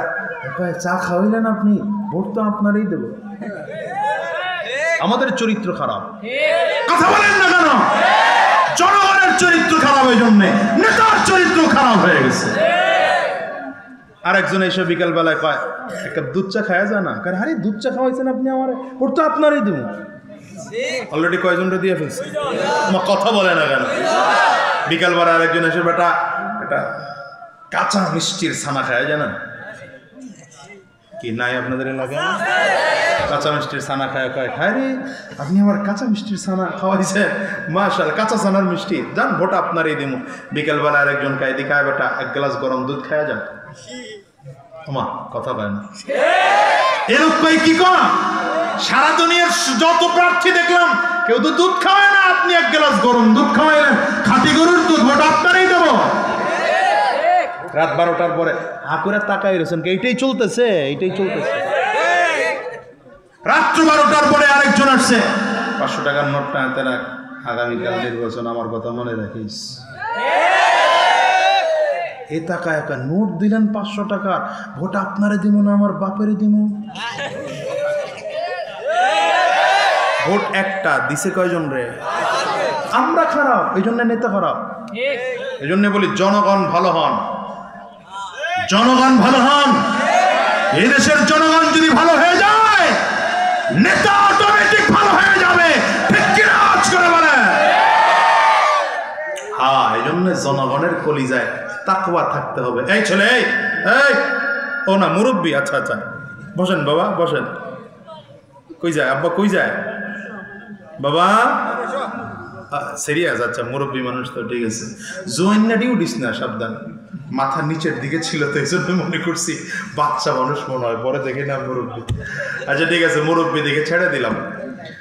আল্লাহ, এই জন্য কি লাগবে দেখছেন? এখনো বুঝাইতে পারলাম, এতক্ষণ বসে বুঝাইতে পারলাম। এই জন্য কি লাগবে? আরো জোরে বলেন কি লাগবে?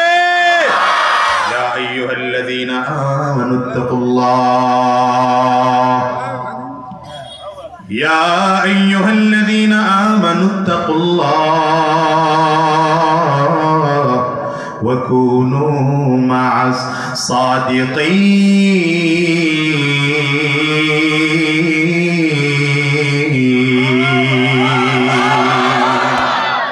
এই জন্য আল্লাহ বলেন 2 গুণের 1 গুণ হলো তাকওয়া। তাকওয়া যার কলবের মধ্যে যত বেশি হয়, তার কলবটা তত বেশি অহংকার মুক্ত থাকে। ওই যে পয়গম্বর সুলাইমান আলাইহিস সালাতু ওয়াস সালাম গোটা পৃথিবী শাসন করেছেন। গোটা পৃথিবী কত বড় সিংহাসন ছিল পয়গম্বর সুলাইমান আলাইহিস সালাতু ওয়াস সালামের। জানেন তাফসীরে কাশফের মধ্যে লেখা হয় ডান সাইডে এক সাইডে ছিল ৭০,০০০ চেয়ার, এই চেয়ারে মানুষদের প্রতিনিধিরা বসত। বাম সাইডে আরো ৭০,০০০ চেয়ার, এখানে জিনদের প্রতিনিধিরা বসত। সামনে ছিল আরো ৭০,০০০ চেয়ার, এখানে পশু প্রাণীদের প্রতিনিধিরা বসত। পেছনে ছিল আরো ৭০,০০০ চেয়ার, এখানে মানুষরা দর্শকরা বসে বসে সংসদ অধিবেশন উপলব্ধি করতে পারত। চার সাইডে মিলে ২,৮০,০০০ চেয়ার। বলেন তো সিংহাসনটা ছোট না বড়? ধরে বলেন না কেন? ২,৮০,০০০ চেয়ারওয়ালা। আপনারা কি মনে করেছেন সব আরএফএল কোম্পানির প্লাস্টিকের ৫৫০ টাকার চেয়ার? হ্যাঁ, এগুলো সব মন্ত্রীদের চেয়ার, বিশাল চেয়ারওয়ালা সিংহাসন। এই সিংহাসনটা জমিন থেকে আকাশে উঠতো, ফুয়েল লাগতো না, ইঞ্জিন লাগতো না, কোনো বিমানের পাইলট লাগতো না, চাবি দেওয়া লাগতো না। এটা রবের কুদরতের মাধ্যমে উঠতো। শুধু পড়া লাগতো বিসমিল্লাহির রহমানির রহিম। কাজ করে পড়েন না, পড়লেই তো নাকি, বলেন না বিসমিল্লাহির রহমানির রহিম। পয়গম্বর সুলাইমান আলাইহিস সালাম নিজের সিংহাসনে বসে যদি পড়তেন, এই বিসমিল্লাহ পড়ার সাথে সাথে ইঞ্জিন স্টার্ট হয়ে যেত। আল্লাহু আকবার চিৎকার করে আওয়াজ করে জোরে বলো। এবার যদি উপরে দিয়ে ওড়ার দরকার হয় তো পয়গম্বর সুলাইমান আলাইহিস সালাম পড়তেন আল্লাহু আকবার, উপরের দিকে ওড়া শুরু হয়ে যেত। আরো উপরে উঠতে গেলে পড়তেন আল্লাহু আকবার, আরো উপরে উঠতো। আরো উপরে ওঠার দরকার হলে পড়তেন আল্লাহু আকবার। জমিনে নামার দরকার হলে বলতেন সুবহানাল্লাহ। যে জমিন টার্গেট করে সুবহানাল্লাহ বলতে আল্লাহ পাকের কুদরতের মাধ্যমে সেখানেই ল্যান্ড হয়ে যেত। বাতাসের গতিতে চলতো এই বিশাল সিংহাসন, বাতাসের গতিতে চলতো এই বিশাল সিংহাসন। চমৎকার সিংহাসনটা চলতো, কিন্তু পয়গম্বর সুলাইমান আলাইহিস সালাতু ওয়াস সালাম এই বিশাল সিংহাসনের মধ্যে বৈশা মাথা উঁচু করে বুক টান করে চলতেন না। একটা কিনারায় বসে বসে মাথা নিচু করে পয়গম্বর সুলাইমান বসে থাকতেন। মন্ত্রীদের মধ্যে একজন এসে ডাক দেয়, পয়গম্বর গোটা পৃথিবীর ক্ষমতা আপনার, গোটা পৃথিবীর বাদশা আপনি, কিন্তু আপনি বুক টান করে চলেন না, মাথা উঁচু করে চলেন না কেন? দেখেন না এখনকার আমরা অবস্থা। আপনাদের কথা পরে বলি আমি তো চেয়ারম্যান তো ইউনিয়নের, মাঝে মাঝে এলাকায় ঢুকলে নিজের বুকটাই গুছা হয়ে যায়, আমি এলাকার ক্ষমতাওয়ালা। কিন্তু পয়গম্বর সুলাইমান আলাইহিস সালাম গোটা পৃথিবীর বাদশা, মাথা উঁচু করে চলে না, নিচু করে চলে। বিনয়, নম্রতা, ভদ্রতা, আল্লাহর রহমত অহংকারের কাছে থাকে না। যিনি যত বিনয়ী, আল্লাহর রহমত তার কাছে তত বেশি আসে। মন্ত্রী ডাক দেয়, পয়গম্বর সুলাইমান কেন আপনি বিনয়ী? আমার গোটা পৃথিবীর রাজত্ব আপনার, এরপরে কেন আপনি মাথা নিচু করে চলেন? পয়গম্বর সুলাইমান বলেন, এই বিনয়ী আমাকে একটা পিপীলিকা শিক্ষা দিয়েছে। আওয়াজ করে বলবেন না সুবহানাল্লাহ, চিল্লায় করে বলবেন না। আমি গোটা পৃথিবীর রাজত্ব আল্লাহ তাআলা আমাকে দিয়েছেন, কিন্তু এই বিনয়ী আমাকে একটা ছোট্ট পিপীলিকা, পিঁপড়া শিক্ষা দিয়েছে। পয়গম্বর সুলাইমান আলাইহিস সালাম তো পিঁপড়ার ভাষাও বুঝতেন, পাখির ভাষাও বুঝতেন। জানেন তো এটা জিনদের বাদশা ছিলেন সুলাইমান আলাইহিস সালাম। কষ্ট হয় আপনাদের? অসুবিধা হয়? ওর সময় 11টা বাজে। আচ্ছা, আর 15-20 মিনিট আছেন তো ইনশাআল্লাহ। এই লোক কই যায়? এই আল্লাহর বান্দা কই যায়? কই বলেন, আমার কাছে বলেন, বলেন না, বলে যান। হ্যাঁ হ্যাঁ, এটা উনি বলবে তো, বলেন না, উনি দেখায় না তো। এটা হলো নিয়ম, এটা আপনাদেরকেও শিখাই দিলাম। যদি যাওয়ার একান্ত দরকার হয়, যে আসলে জমিন নাপাক হয়ে যাওয়ার সম্ভাবনা আছে, বুঝলেন কথা? আগে এটা তুলবেন, অনুমতি দিলে যাবেন, না ছাড়া বসে থাকবেন। এটা শুধু আজকের না, সব জায়গার মাহফিলে। ঠিক আছে তো ইনশাআল্লাহ? তো হযরত সুলাইমান আলাইহিস সালাম জিনদের দিকে যখন তাকাইতেন, তখন তার চক্ষু দুইটা আগুনের ফুলকির মতো লাল হয়ে যেত, মাথার চুলগুলো কাটার মতো সোজা হয়ে যেত, দাড়িগুলো কাটার মতো সোজা হয়ে যেত। জিনরা এই অবস্থা দেখলেই ভয় পাইতো, নড়াচড়াই করতো না। এই জন্য দেখেন না, কোরআনে আল্লাহ বলেছেন যে পয়গম্বর সুলাইমান আলাইহিস সালাতু ওয়াস সালাম 1 বছর আগে জমিন থেকে বিদায়, লাঠিতে ভর করে যে দাঁড়ায় আছেন, লাঠিতে ভর করে যে দাঁড়ায় আছেন, জিনরা বুঝেই নাই যে কখন ইন্তেকাল করেছেন পয়গম্বর সুলাইমান। ওই অবস্থায় কুদরতে দাঁড়ায় আছেন। তো আল্লাহু আকবার। সবার ভাষা বুঝছেন? একদিন রাস্তা দিয়ে যায় পয়গম্বর সুলাইমান আলাইহিস সালাম, একটা কথা মনে পড়ে গেছে, বলে বলবো। হাকিমুল উম্মত শাহ আশরাফ আলী থানভী রাহমাতুল্লাহি আলাইহি লিখছেন, পয়গম্বর সুলাইমান আলাইহিস সালাম রাস্তা দিয়ে যায়, সবার কথা বুঝে তো, তাকায় দেখে 2 পাখি প্রেম করতেছে। কি করতেছে? এক পাখি আরেক পাখিরে কয়, তুই অন্য কাউরে বিয়ে করিস না, বিয়ে করলে আমারে করিস, প্রেম করলে আরো কারোর সাথে করিস না, আমার সাথে করিস। যদি প্রেম করো তাইলে বাইতুল মুকাদ্দাসের নিচে যে বড় গম্বুজটা আছে, গম্বুজের নিচে তোর একটা বাসা বানায় দিব। এক পাখি আরেক পাখিরে কয় আর কি। সুলাইমান আলাইহিস সালাম শুনাই শাহ লোকজন রেখা কুল্লু নাকিহিন কাযাব, যত বিয়ে করেন না লোকগুলা যে সব মিথ্যা কথা কয়। দেখেন না, বিয়ে করতে গেলে যত মিথ্যা আছে। আর আমাদের দেশের ঘটক আছে মাশাআল্লাহ, এর যদি 1000 টাকার নোটটা দেওয়া যায়, তাইলে সব থেকে বেকার ছেলেরেও দুনিয়ার সব থেকে বড় আকার ছেলে বানায় দেয়। জোরে বলেন না কেন? ঠিক না ঠিক? 2000 টাকা যদি মেয়ের বাপ ঘটকরে দিতে পারে, তাহলে দুনিয়ার কালা মহিলাটারেও বিশ্ব সুন্দরী বানায় দিবার পারে। আপনাদের এলাকায় মনে হয় না, এটা আমাদের বরিশালের কথা বলছি। হ্যাঁ, কয় লাখে একটা মাইয়া, এর মতো মেয়েই হয় না। 3 বার মেট্রিক পরীক্ষা দিয়েছে, 3 বারই ফার্স্ট হয়েছে। কি কথা বলেন? বলে না, লাখে একটা মাইয়া রাস্তা দিয়ে হাঁটলে সব ছেলেরা খালি তাকায় থাকে, প্রস্তাবের শেষ নাই মেয়েটা। এইটারে যদি আপনার ঘরে আনেন, দেখবেন একদম সংসারটা উজালা হয়ে যাবে। হায় আল্লাহ, ঘরে আনার পরে দেখি, মা এ তো কালির কালি পাতিলার তলি ফেল। আবার ওই বাপের বাড়ি গিয়ে উল্টো কয়, ছেলে মেয়া সোনার ছেলে, একটা চাকরি করে, সরকারি চাকরি, বেতন কত? কয় 8000। আবার 8000 কয়, টেনশন করেন না, বেতন 8000 হলে হবে কি, উপরে ইনকাম ভালো আছে। বুঝে না রে, লোকজন বুঝে না। কি মিথ্যা! মনে রাখবেন, বিবাহের সম্পর্ক একটা পৃথিবীর পবিত্র সম্পর্ক। কথা কন না কেন? আগে তাকায়, বিবাহের সম্পর্ক গোটা পৃথিবীর মধ্যে সবথেকে পবিত্র সম্পর্ক। এই পবিত্র সম্পর্ক তৈরি করতে গিয়ে মিথ্যার আশ্রয় নেবেন না কখনো। বুঝতেছেন কথা? কারণ একজন বিয়ের মাধ্যমে স্বামী আর স্ত্রী এত কাছের হয়, পৃথিবীর কোন সম্পর্কে মানুষকে এত কাছে নিতে পারে না। সুতরাং একটা কথার মাধ্যমে অপরিচিত একটা মেয়ে, সে এক পরিবেশে বড় হয়েছে, আপনি আরেক পরিবেশে বড় হয়েছেন। সে এক বিদ্যালয়ে পড়েছে, আপনি আরেক বিদ্যালয়ে পড়েছেন। সে এক বাবা মায়ের সন্তান, আপনি আরেক বাবা মায়ের সন্তান। তো ছোট্ট একটা কথার কারণে দুজন এত আপন হয়ে গেলেন যে এক রুমের মধ্যে থাকলে, এক জায়গায় থাকলে স্বামী আর স্ত্রীর মধ্যে পর্দাই লাগে না। কি ঠিক না? আবার যদি কথাটা একটু বিপরীত হয়ে যায়, তাহলে এক কথার কারণে স্বামী আর স্ত্রী চিরজীবনের জন্য আরাম হয়ে যায়।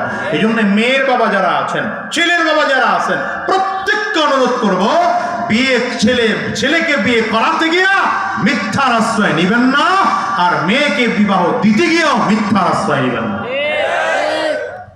পয়গম্বর সুলাইমান আলাইহিস সালাম পাখির বাসা টাসা শুনে এসে কয়, কুল্লু নাকিহিন কাযাব, বিবাহ যেগুলাই করে এগুলো মিথ্যা কথা কয়ে কয়ে অধিকাংশ বিয়ে করে। তা আমরা এটা করে বিয়ে করব? এই যারা বিয়ে করাস নাই, জোয়ান নেডি যারা আসাস, ওয়াদা করে যা, মিথ্যা কথা বইলা বিয়ে করবে না। না, ঠিকের পাওয়ার সব মুরব্বী করে জুয়ান নাটির একটারও ঠিকের পাওয়ার নাই। জোরে বলো। দ্বিতীয় নম্বর, যৌতুক। যৌতুক আছে নি এদেশে? আমার কথা কয় না। যৌতুক আছে নি? যৌতুকটার আবার নাম দিয়েছে হাদিয়া, যেন হুজুররা ফতুয়া দিতে না পারে। যৌতুক নেওয়া, যৌতুক দেওয়া, যৌতুকের সুপারিশ করা, যৌতুকের সাক্ষী থাকা হারাম, হারাম, হারাম, জায়েজ না। ঠিকের আওয়াজ ভালো হইল না, জোরে বলেন। পয়গম্বর সুলাইমান আলাইহিস সালাম বলেন, গোটা পৃথিবীর বাদশাহী আল্লাহ আমাকে দিয়েছেন, কিন্তু পিপিলিকা আমাকে এই বিনয় শিখিয়েছে। কেমনে শিখাইলো?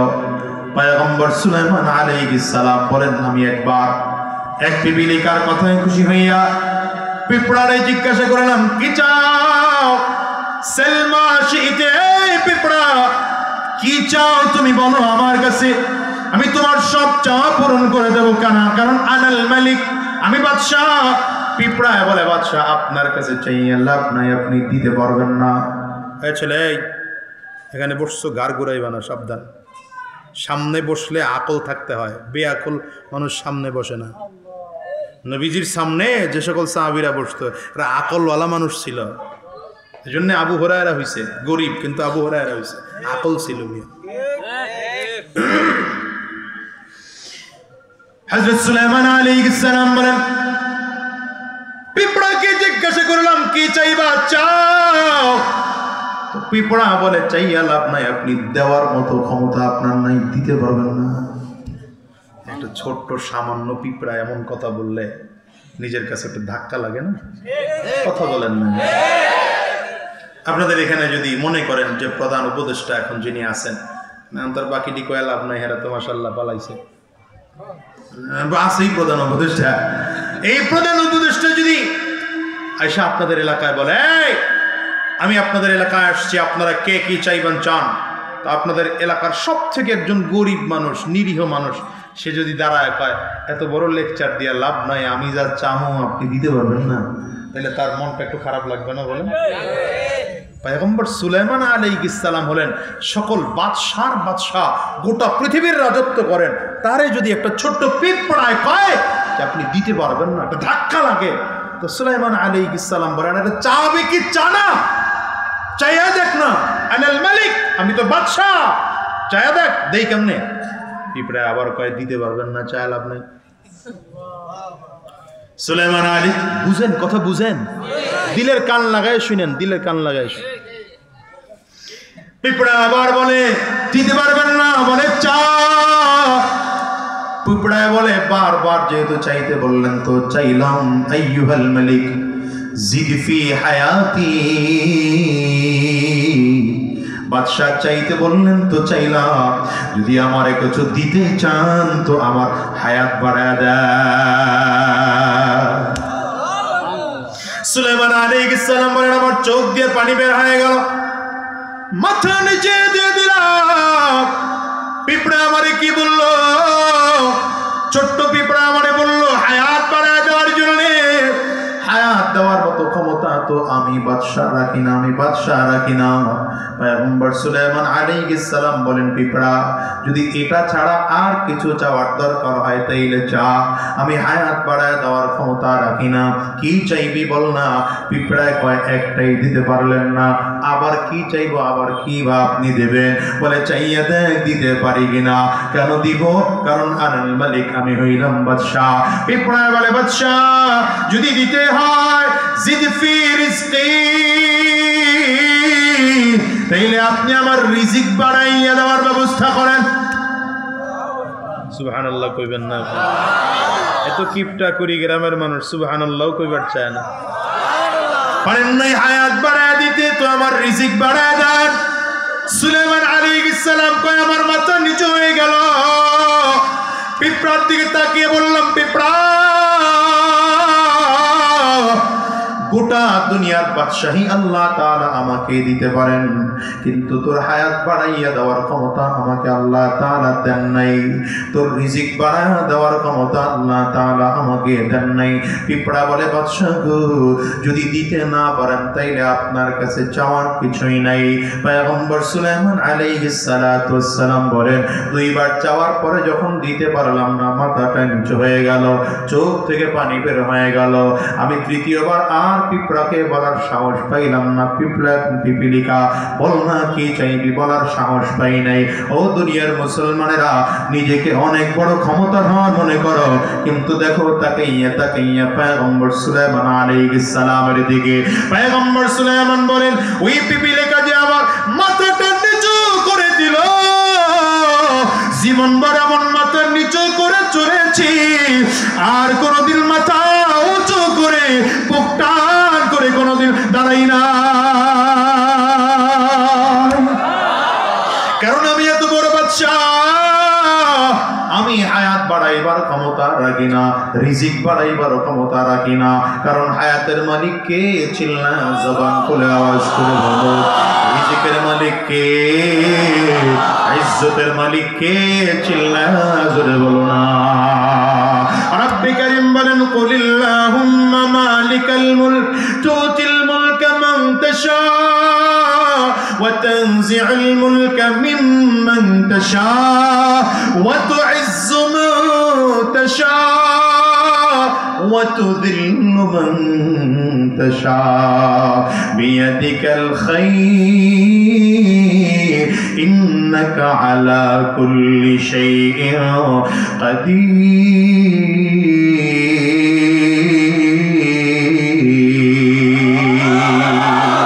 আল্লাহ তাআলা বলেন, গোলাম আমি হইলাম আমি আল্লাহ। কে কে কে? চিল্লায় আঙ্গুলটা উঁচা করে আরো জোরে বলো, কে বলেন? জোরে বলো, কে বলেন? আল্লাহ বলেন, আমি আল্লাহ হলাম বাদশাহর বাদশাহ। আমি আল্লাহ তাআলা যাকে চাই তাকে বাদশাহী দান করি। আমি আল্লাহ তাআলা যাকে চাই তাকে বাদশাহী চেয়ার থেকে টেনে টেনে নামায় দেই। আমি আল্লাহ তাআলা যাকে চাই তাকে বাদশাহী চেয়ারে না বসাইয়াও সম্মান দান করি। আবার আমি আল্লাহ যারে চাই বাদশাহী চেয়ার দিয়াও তারে অপমানিত করি। এই জন্য মুসলমান সাবধান, কলিজার মধ্যে তাকওয়া ঢুকাও, আর কলিজাটাকে অহংকার মুক্ত করো, আর মালিকের ভয় কলিজার মধ্যে ঢুকাও। নিজের নিজে সান্ত্বনা দাও, আহারে আমি তো জাহান্নামের আসামি হয়ে গেলাম। আমি জাহান্নামের আসামি হওয়া ছাড়া আমার কোনো উপায় নেই, কারণ আমার হাত দিয়ে জীবনে কত গুনাহ করেছি, আমার জবান দিয়ে জীবনে কত গুনাহ করেছি, আমার পা দিয়ে জীবনে কত গুনাহ করেছি, আমার এই চোখ দিয়ে জীবনে কত গুনাহ করেছি, আমার এই প্রেম দিয়ে জীবনে কত গুনাহ করেছি। আমার জীবনে শুধু গুনাহ আর গুনাহ। সাহাবায়ে কেরাম তো জীবনে কোনোদিন গুনাহ করেন নাই, কিন্তু যদি গুনাহ করতেন তো চোখের পানিগুলো ফেলে ফেলে কান্না করতেন। ওই হযরত আলী রাদিয়াল্লাহু আনহুর কথা বলা হয়, তিনি যখন কবরের সামনে দাঁড়াইতেন এমন ভাবে কাঁদতেন, মনে হয় যেন দাড়ি ভিজে ভিজে ভিজে ভিজে পানি টপ টপ করে জমিনে পড়তো, এমন ভাবে পড়তো মনে হয় যেন হালকা হালকা বৃষ্টি পড়ছে। হযরত ওমর ফারুক রাদিয়াল্লাহু আনহু এত বেশি কান্নার কারণে চোখ দিয়ে পানি পড়ে পড়ে গালের মধ্যে কালো দাগ। বিভিন্ন দেশের বড় বড় দেশের মানুষগুলো এসে হযরত ওমর রাদিয়াল্লাহু আনহুর চেহারার দিকে তাকিয়ে বলতো, ভাই ওমর, আপনার গালের মধ্যে কালো দাগ দেখতে ভালো দেখা যায় না, একটু ঔষধ লাগান তো গালের কালো দাগটা ভালো হয়ে যাবে। হযরত ওমর বলেন, আমিও জানি ঔষধ লাগাইলে যে আমার কালো দাগটা ভালো হয়ে যাবে, কিন্তু আমি ওমরের জীবনে কোনো পুঁজি নাই। কিয়ামতের ময়দানে যদি রবের সামনে দাঁড়াই, সেই দিন যদি আমার আল্লাহ তাআলা জিজ্ঞাসা করে, আরে ওমর, তুই আমি আল্লাহ পাকের দরবারে কি নিয়ে আসছো, সেই দিন মালিকের সামনে দাঁড়াইয়া কোনো জবাব দিতে পারবো না, শুধু বলবো আল্লাহ, একমাত্র তোমার ভয়ে, তোমার জাহান্নামের ভয়ে কাঁদতে কাঁদতে গালের নাফসি। ওরে দুনিয়ার মুসলমানেরা দেখো, তোমার আমার চোখে পানিও নাই, অথচ কত গুনাহ তোমার আমার জীবনে। দেখো হযরত ওমর ফারুক রাদিয়াল্লাহু আনহুর ইন্তেকালের আগ মুহূর্তে ওই কাফির হযরত ওমরকে যখন ওই তরবারি দিয়ে আঘাত করেছে, পেটের চামড়া কেটে গিয়েছে, পেটের চামড়া কেটে খাদ্যথলি পর্যন্ত কেটে গেল। হযরত ওমর ফারুক রাদিয়াল্লাহু আনহুকে চিকিৎসকরা দেখে বলল, ওমর, খাদ্যথলি যদি কারো কেটে যায় সে দুনিয়ায় বেঁচে থাকতে পারে না, আপনি দুনিয়ায় বেশিক্ষণ বাঁচবেন না, আপনার পরবর্তী খলিফা কে হবে নির্ধারণ করে ফেলেন। হযরত ওমরকে মসজিদে নববীর বারান্দায় শোয়া দেওয়া হলো। হযরত ওমর বারান্দায় শুইয়া নিজের গালটারে ওই বারান্দার বালির সাথে ঘষতেছে, আর মাটির সাথে ঘষে আর চিৎকার করে করে বলে, ওয়াইলুল লাকা ইয়া উমর ইল্লাম ইয়াগফির লাকা রাব্বুক, ওয়াইলুল লাকা ইয়া উমর ইল্লাম ইয়াগফির লাকা রাব্বুক, ওয়াইলুল লাকা ইয়া উমর ইল্লাম ইয়াগফির লাকা রাব্বুক। নিজের নিজে ধমকায় আর বলতেছে, আরে ওমর, তুই তো ধ্বংস যদি তোর মালিক তোরে মাফ না করে। ও দুনিয়ার মুসলমানেরা, যে নবীর সাহাবী জান্নাতের সার্টিফিকেট দ্বিতীয় নম্বর পেয়েছে, সেই মানুষের অবস্থা যদি এমন হয়, নিজে ইন্তেকালের আগে চিল্লায় আর বলে, তুই ধ্বংস যদি তোর মালিক তোরে মাফ না করে, তোর মালিক তোরে মাফ না করলে তুই ধ্বংস, নিজে বলতেছে। কিন্তু দেখো তো তোমার আমার জীবনের কত গুনাহ, তাসবিহ ছিঁড়ে গেলে যেমন দানা একটার পর একটা পড়তে থাকে, দেখো তোমার আমার জীবনে এমন গুনাহ চলতেছে। ওই ফেসবুক দিয়া গুনাহ কামাই করতেছি, মেসেঞ্জার দিয়া গুনাহ কামাই করতেছি, হোয়াটসঅ্যাপ দিয়া গুনাহ কামাই করো। এই যুবক, কত নারীর সাথে কথা বলে গুনাহ কামাই করো, মার বাবার সাথে বেয়াদবি করে গুনাহ কামাই করো, আরে মুরব্বিদের সাথে বেয়াদবি করে গুনাহ কামাই করো, মসজিদের বিরুদ্ধে মাদ্রাসার বিরুদ্ধে কথা বলে গুনাহ কামাই করো, আলেমদের বিরোধিতা করতে গিয়ে গুনাহ কামাই করো। কখনোই কি চিন্তা করেছ এমন করে কয়দিন থাকবি? কবরে কি যাওয়া লাগবে না? সাবধান সাবধান, গুনাহ নিয়ে কিন্তু কবরে যাওয়া যাবে না। গুনাহগার যখন জমিন থেকে বিদায় হয়ে যাবে, গুনাহগারের সামনে এসে আজরাইল দাঁড়ায় যাবে। গুনাহগার তাকায় তাকায় দেখবে আজরাইল আলাইহিস সালামের পা দুইটা জমিনের, মাথাটা সাত আসমানের উপরে দেখা যায়।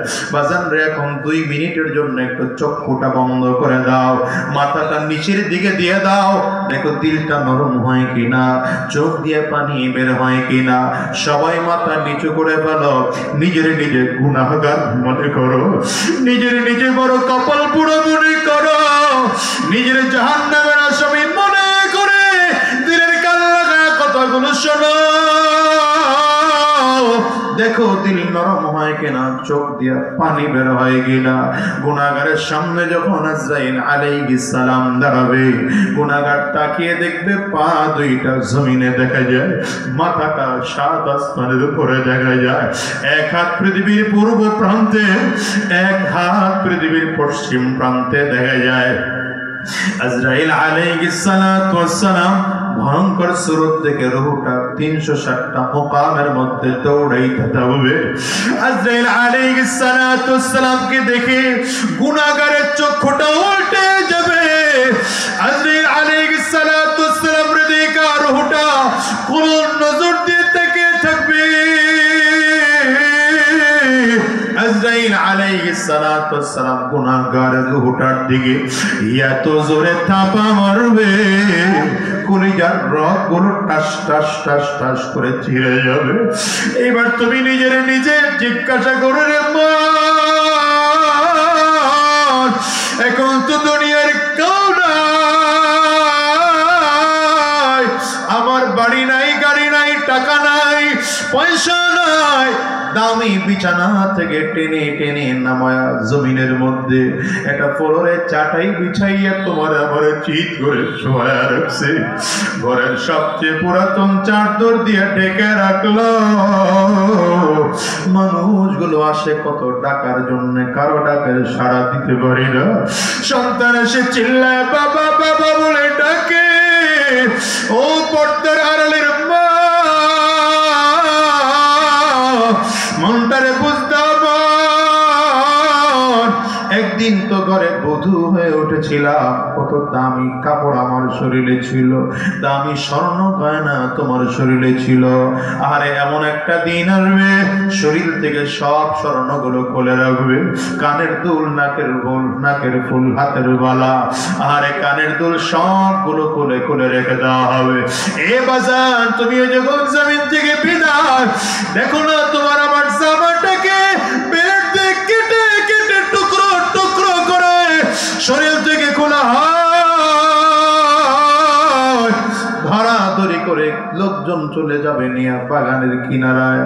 আর গরম পাতা পানি দিয়া, বড়ই পাতা দিয়ে গরম পানি করাবে তোমার আমার জীবনের শেষ গোসল করানোর জন্য। একদল লোক চলে গেল বাজারে কাফনের কাপড় কিনে আনার জন্য। একদল লোক চলে গেল কবরস্থানে বাঁশ কেটে কেটে কবর খনন করার জন্য। দেখো তো তুমি আর আমি বড় একা। না না, এখন দুনিয়ার কোনো কিছুই নাই। কত যত্ন সহকারে গোসল করা, চমৎকার করে গোসল করে তিনটা সাদা কাপড় দিয়া সুন্দর করে প্যাকেট বানাইল। মাথার মধ্যে একটা বান লাগাইল, পায়ের মধ্যে আরেকটা বান লাগাইল, কবরের মধ্যে আরেকটা বান লাগাইল। তিনটা বান দিয়া প্যাকেট করে খাটিয়ার মধ্যে শোয়াইয়া এমন কোন মাটি এনে ফেলে দিল। দেখো তো এখন নিজের লাশের দিকে একটু কল্পনার জগতে যাইয়া নিজের লাশের দিকে নিজে তাকাও। দেখো তো কেমন দেখা যায়। এখন ইমাম সাহেব সামনে দাঁড়ায় গেল, চমৎকার করে জানাজা পড়ায় দেওয়া হলো। তিনটা মানুষ, ছয়টা মানুষ মিলে খাটিয়াটা উঠাইয়া কাঁধে নিয়ে কবরের দেশে নিয়ে রওনা হলো। টপ টপ করে তিনটা লোক লাফ দিয়ে কবরের মধ্যে নেমে গেল। একজন তোমার আমার মাথায়, আরেকজন কোমরে, আরেকজন পায়ে ধরলো, ধরাধরি করে কবরের মধ্যে নিয়ে রাখলো।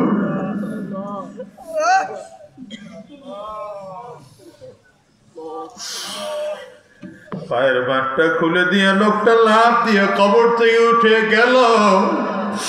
মাজার বাঁটটাও খুলে দিয়ে কবর থেকে লাফ দিয়ে উঠে গেল। মাথার বানটা খুলে দিয়ে কবর থেকে আরেক আল্লাহর বান্দা সেও লাফ দিয়ে উঠে গেল। এখন তোমার আমার কবরে তুমি আর আমি একা। দেখো তো একটার পর একটা বাঁশ বিছাইতে আরম্ভ করেছে। বাঁশগুলো বিছায়, কলা পাতা দেয়, কবরটা অন্ধকার হয়ে যায়। এখন মানুষগুলো একটা একটা মাটির চাকা দেয় আর বলতেছে মিনহা খালাকনাকুম ওয়া ফিহা নুঈদুকুম ওয়া মিনহা নুখরিজুকুম তারাতান উখরা। আস্তে আস্তে করে কবরটা অন্ধকার। দেখো তো সবাই গিয়ে ঘরে বাতি জ্বালাবে, তোমার আমার ঘরে এসে কেউ বাতি দিবে না। এইবার তোমার আমার কবরটা অন্ধকার। তাকে দেখো কবর তো বারবার ঘুরে ডাকে আনা বাইতুল যুলমা, আনা বাইতুল ওয়াহদা, আনা বাইতুত তুরাব। কবর বলে আমি একা একের ঘর, আমি অন্ধকার ঘর, আমার কাছে সাথী নাই বাতি নাই, আমি শুধু চিনি আমল।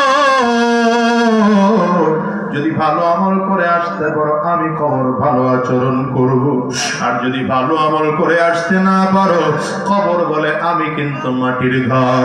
আমার ডানেও মাটি, বামেও মাটি, সামনে মাটি, পেছনেও মাটি, উপরেও মাটি, নিচেও মাটি, চারিদিকে মাটি আর মাটি। কবর বলে গুনাহের লাশটা যখন আমার মাঝে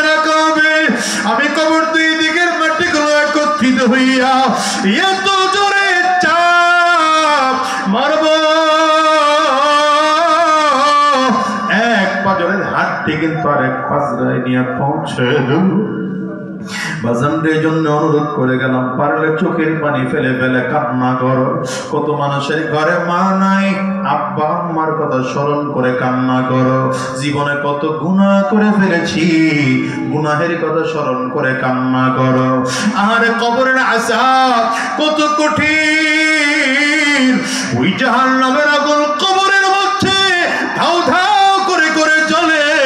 বিষাক্ত সাপ তোমার আমার দিকে হা করে পানা তুলে তাকিয়ে আছে।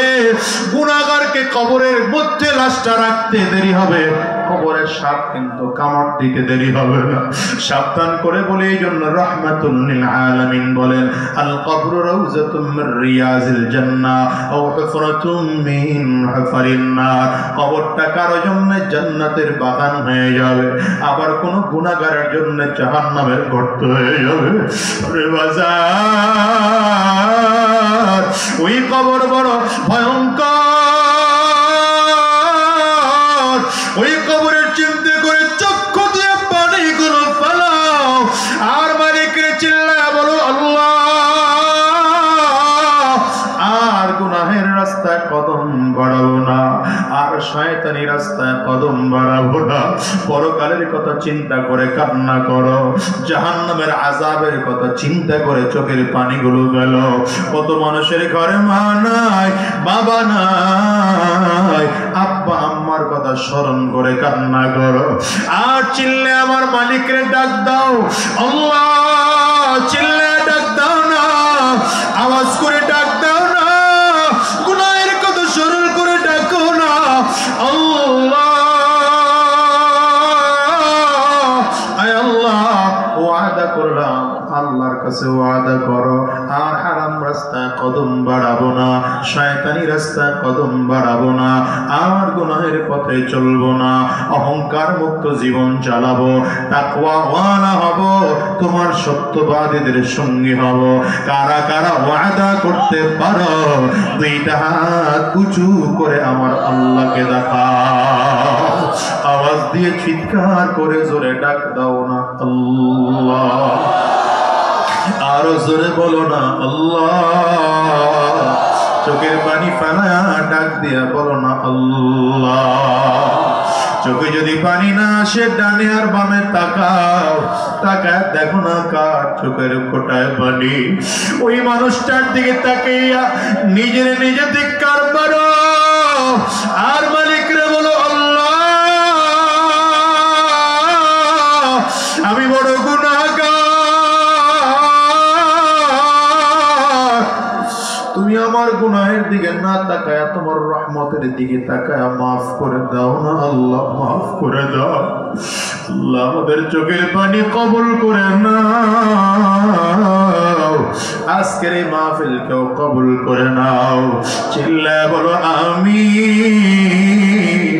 আলহামদুলিল্লাহি রাব্বিল আলামিন, আলহামদুলিল্লাহি রাব্বিল আলামিন, আলহামদুলিল্লাহি রাব্বিল আলামিন, ওয়াসসালাতু ওয়াসসালামু আলা সাইয়্যিদিল আমবিয়াই ওয়াল মুরসালিন। রব্বানা যালামনা আনফুসানা ربنا ظلمنا أنفسنا وإن لم تغفر لنا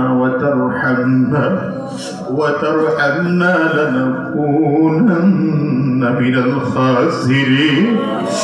ودار بلي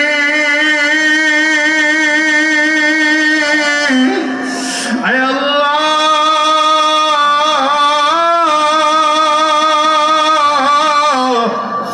তোমার গোলামদের দিকে কুদরতের নজর দিয়ে তাকাও, তাকায় দেখো না তোমার গোলামেরা চোখের পানি ফেলে ফেলে কান্না করে।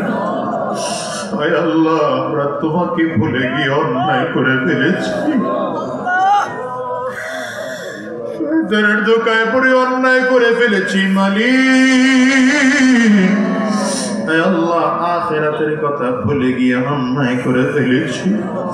এখন তোমার শাহী দরবারে ভিক্ষুকের মতো হাত বাড়াইলাম। আয় আল্লাহ হাতগুলো গুনাহগার বলে ফিরে দিও না, বেঈমান বলে ফিরাইয়া দিও না আল্লাহ, নাফরমান বলে ফিরাইয়া দিও না, গুনাহগার বলে ফিরাইয়া দিও না। আয় আল্লাহ এতগুলো মানুষ হাত তুলেছে, কার হাত জানি তোমার দরবারে পছন্দ হয়, ওই হাতের ওসিলা করে জিন্দেগির গুনাহগুলো মাফ করে দাও। কত মাসুম বাচ্চারা আছে, কত হাফিজে কোরআনরা আছেন, কত উলামায়ে কেরাম আছে, কত তোমার দাড়ি বাঁকা বান্দারা আছেন গো আল্লাহ, কত তোমার যুবক কলিজার টুকরা যুবক বান্দারা আছে। আল্লাহ পর্দার আড়ালে মা বোনরা আছে, কার হাত তোমার দরবারে পছন্দ হয়, ওই হাতের ওসিলা করে জিন্দেগির গুনাহগুলো মাফ করে দাও। সকলেরই দরজা হইতে আল্লাহ ফিরিয়া তোমারি দরওয়াজায় রইলাম পুরিয়া। তুমি যদি মাফ না করো তোমার বান্দারে, বলো তোমার বান্দা যাবে কারদারে।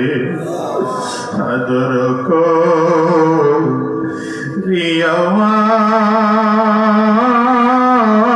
মানুষ বানাইয়া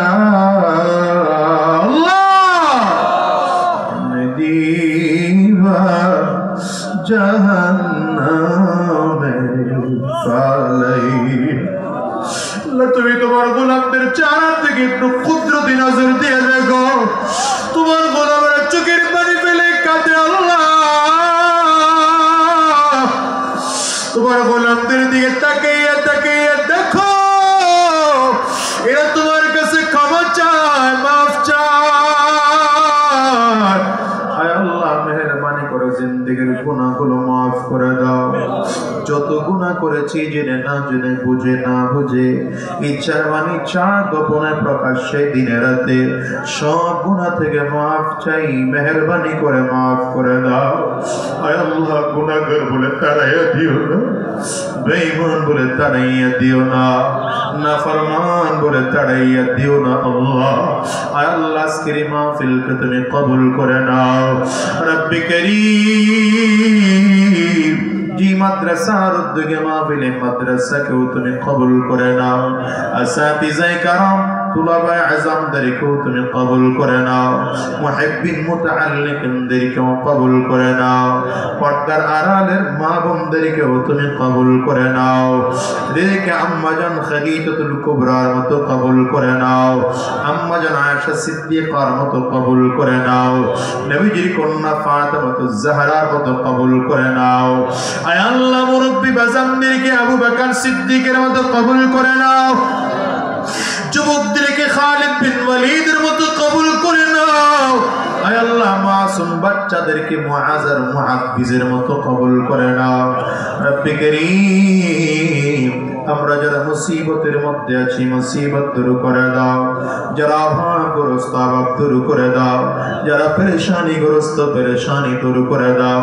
আয় আল্লাহ যারা যে সমস্যায় আছে সমস্যা দূর করে দাও, যারা ঋণগ্রস্ত ঋণ আদায় করার তৌফিক দিয়ে দাও। ও দয়ার মালিক এতগুলো মানুষ এসেছে কত দূর দূরান্ত থেকে, এদেরকে কি দিয়ে আমি বিদায় দেব জানি না আল্লাহ, এদেরকে কি দিয়ে বিদায় দেব জানি না। তুমি আল্লাহ তুমি আমাদের সিনার মধ্যে মারিফতের নূর ঢুকা দাও। আয় আল্লাহ তোমার মহব্বত কলিজায় ঢুকা দাও। গুনাহ নিয়ে বাড়ি পাঠাও না, গুনাহ নিয়ে বাড়ি পাঠাইও না আল্লাহ। আয় আল্লাহ গুনাহ নিয়ে বাড়ি পাঠাইও না। মরণের আগে আগে পাক্কা সাচ্চা ইমানদার হওয়ার তৌফিক দিয়ে দিও আল্লাহ। আমাদেরকে সব খারাপ কাজ থেকে বিরত থাকার তৌফিক দাও, নেকের কাজগুলো বেশি বেশি করার তৌফিক দিয়ে দাও। আয় আল্লাহ, দিন জন্য কবুলের মঞ্জুর করে নাও। আজকের মাহফিল করতে গিয়ে যারা টাকা পয়সা মেধাশ্রম বুদ্ধি দিয়ে সহযোগিতা করেছে, আয় আল্লাহ, বিশেষ করে প্রশাসনের ভাইয়ারা, জনপ্রতিনিধিরা, মাইক লাইট স্টেজ প্যান্ডেলের দায়িত্ব যারা দায়িত্ব পালন করেছে, প্রত্যেককে তুমি কবুলের মঞ্জুর করে নাও। আল্লাহ, আমাদের আব্বা আম্মা যারা জমিন থেকে বিদায়, তাদের কবরগুলো জান্নাতের টুকরা বানায় দাও। আত্মীয় স্বজন, বন্ধু বান্ধব, শ্বশুর শাশুড়ি, ভাই বোন, পাড়া প্রতিবেশী, যে যেখানে ইমানে হালাতে কবরে শুয়ে আছেন, প্রত্যেকের কবরগুলো জান্নাতের টুকরা বানায় দাও। আল্লাহ, আজরাইল সামনে দাঁড়াইবার আগে আগে আমাদেরকেও পাক্কা সাচ্চা ইমানদার বানায়া দাও, নবীজির পাক্কা সাচ্চা উম্মত বানাইয়া দাও, তোমার পাক্কা সাচ্চা গোলাম বানায়া দাও। আয় আল্লাহ, আজকের আয়োজন তুমি কবুল করে নাও, সব মানুষদেরকে কবুল করে নাও। যারা এখানে হাজির হয়েছে সবাইকে তুমি কবুল করো। যতগুলো আলোচনা, যতজন আলোচক আলোচনা করলেন, বেহুদা কথা থেকে আমাদেরকে ক্ষমা করে দাও, সেই কথাগুলোর উপরে আমাদের আমল করার তৌফিক দিয়ে দাও। সুবহান রাব্বিকা রব্বিল ইজ্জাতি আম্মা ইয়াসিফুন ওয়া সালামুন আলাল মুরসালিন ওয়ালহামদুলিল্লাহি রাব্বিল আলামিন। যারা আমার সাথে দেখা করবেন ভিড়াভিড়ি করেন না, বাম পাশে এসে দাঁড়ান, বাম পাশে দাঁড়ান, আস্তে আস্তে করে ডানে যাবেন। দু একজন স্বেচ্ছাসেবক ভাই একটু সহযোগিতা করেন।